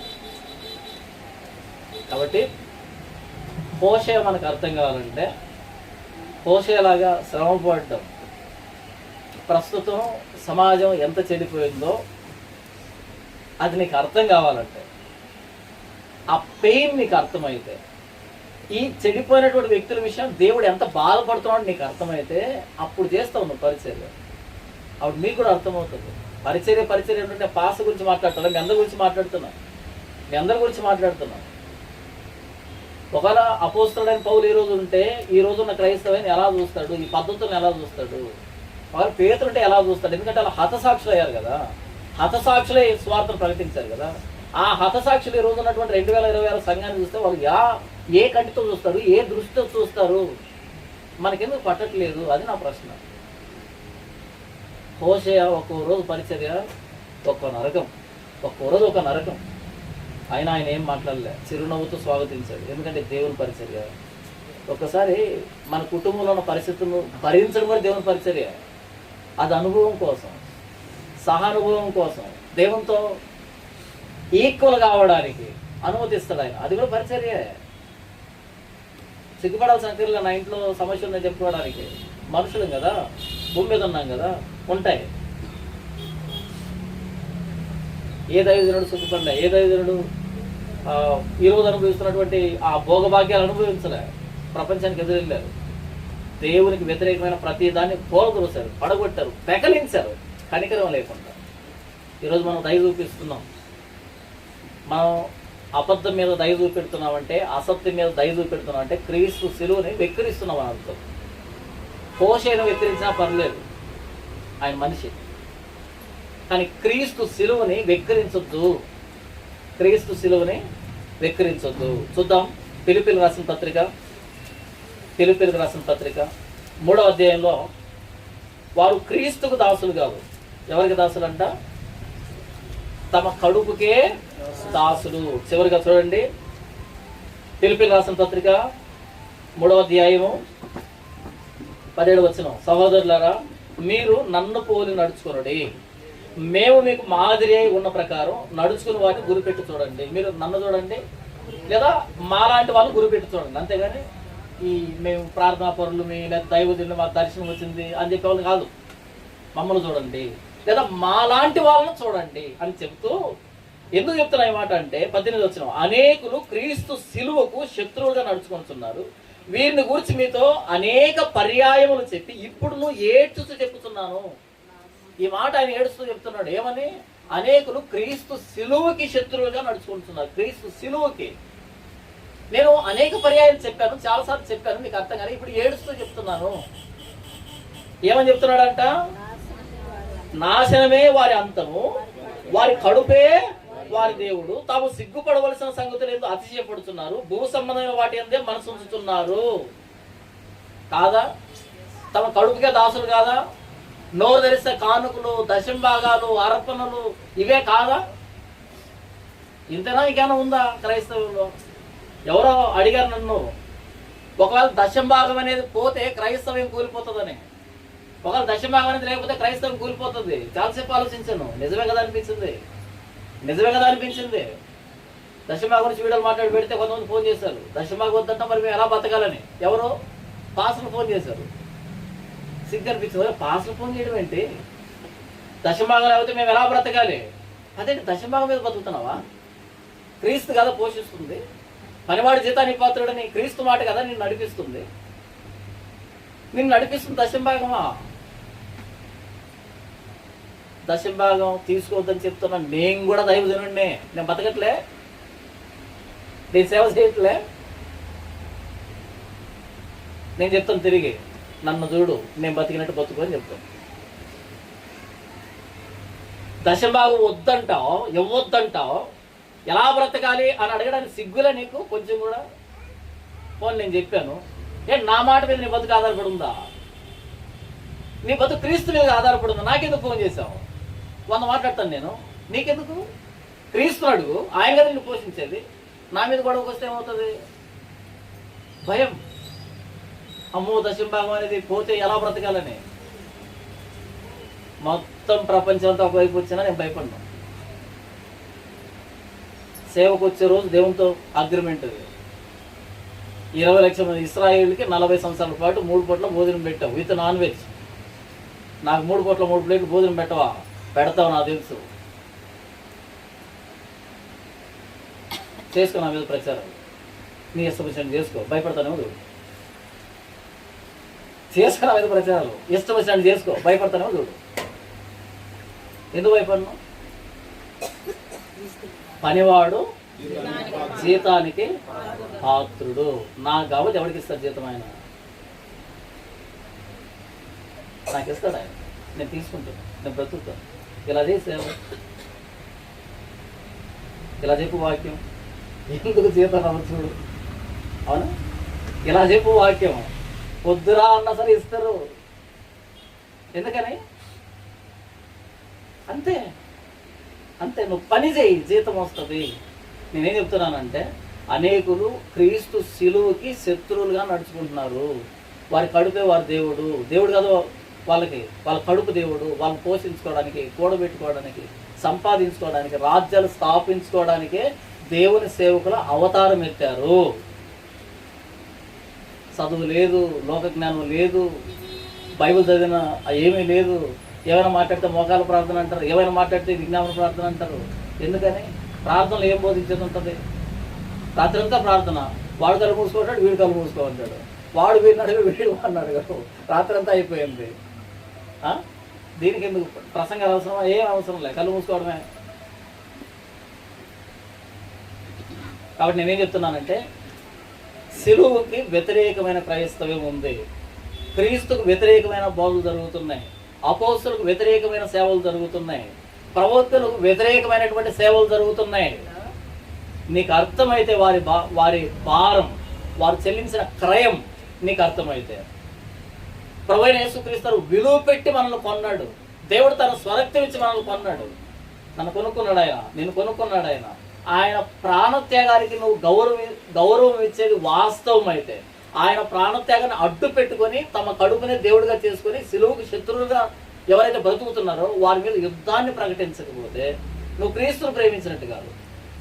ఇంతవరకు నేను హోషేయ గురించి చెప్పాను. ఆయన ఒక్కడి జీవితం కొన్ని సంవత్సరాలు 60-70 సంవత్సరాలు బ్రతుకుంటాడు. ఆ తర్వాత బాధలన్నీ పోయింటాయి. ఇప్పుడు సంతోషంగా ఉన్నాడు ఆయన.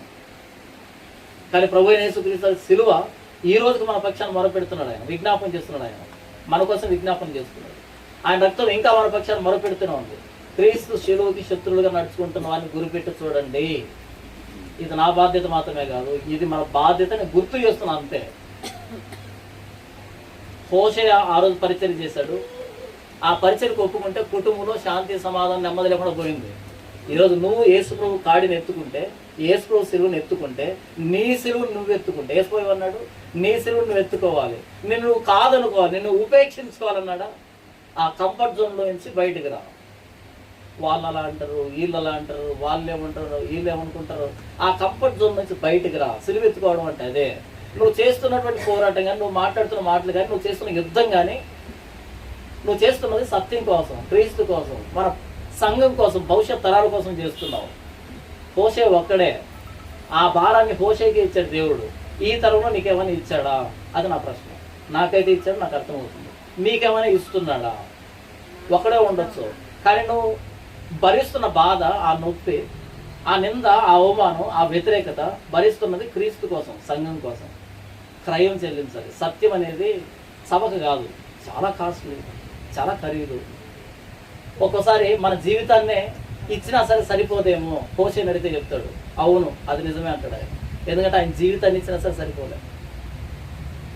కాబట్టి ఒకవేళ హోషే మీకు అర్థం కాకపోయినా సరే క్రీస్తు మనకు అర్థమవుతున్నాడా? క్రీస్తు ప్రాణత్యాగం మనకు అర్థమవుతుందా? ఆయన శిలువను అడ్డు పెట్టుకుని సామ్రాజ్యాలు కట్టుకుంటున్నారు. హోషే అలాంటి పరిచర్య ఈరోజు నీవు నేను చేయాలి. వ్యభిచారం, ఆధ్యాత్మిక వ్యభిచారం, క్రైస్తవులు వ్యభిచారం ఎక్కువైపోయింది. క్రీస్తును వదిలిపెట్టి క్రీస్తును ప్రకటించే వాళ్ళను ప్రేమించే వాళ్ళు ఎక్కువైపోయారు. క్రీస్తును ప్రకటిస్తున్నామని చెప్పుకుంటున్న వాళ్ళకి అభిమానులు ఎక్కువైపోయారు. వాళ్ళ అడుగులకి మడుగులు వచ్చేటువంటి తొత్తులు తయారైపోయారు. ఆ రోజు బంగారు దూడలు విగ్రహారాధన, ఈరోజు ఈ బంగారు దూడలు చిన్నాభిన్నం చేయకపోతే, ఈ విగ్రహాలు పగలగొట్టకపోతే, ఈ ఆధ్యాత్మిక వ్యభిచారాన్ని మనం ఎదురించకపోతే మనది హోషే పరిచర్య కాదు. జనులు నన్ను విడిచి బహుగా వ్యభిచారం చేస్తున్నారు. క్రీస్తు అదే మాట్లాడతాడు, నేను శిలువ మీద ప్రాణం పెట్టాను, గాలికి వెళ్ళిపోయింది అది. ఇప్పుడేమొచ్చాయని మేళ్ళు, క్షేమాలు, ఆశీర్వాదాలు, దీవెనలు. మన ఎవరో ఫోన్ చేశారు, అన్న ఎగ్జామ్కి పోతున్నా ప్రార్థన చేయండి. ఏమైనా ప్రార్థన చేయాలని చెప్పు.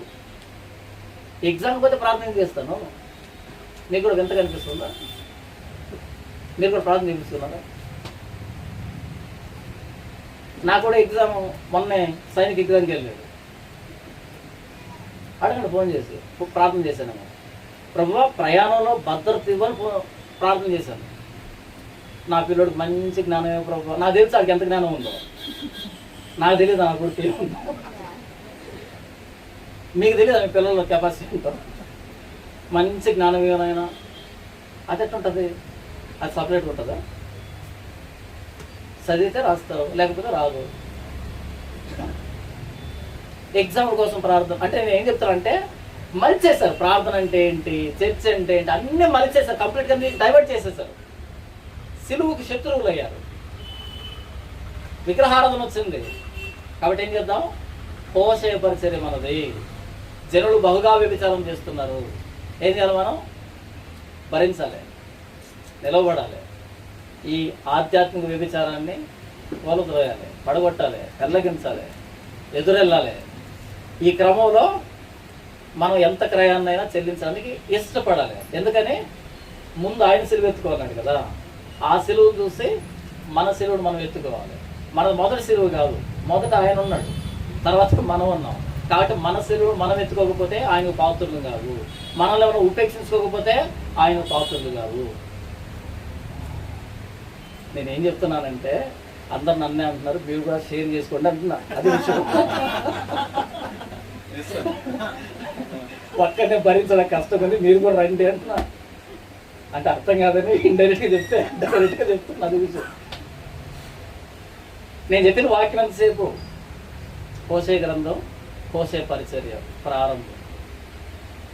ప్రభువైన యేసుక్రీస్తుని నిజంగా మనం ప్రేమిస్తే ఆయన సిలువను చూసుకొని మన సిలువను ఎత్తుకొని మనల్ని మనం కాదనుకొని ఆయన సిలువను వెంబడిద్దాం. ఇది ఇరుకుదారి, అనేకులకు అర్థం కాని దారి. ఇది జీవానికి పోయేదారి, అనేకులు పోయేదారి విశాలమైన దారి. ఆ విశాలమైన దారికి అడ్డుపడదాం. మరి ఇదిరా దారి అని చెప్తాం.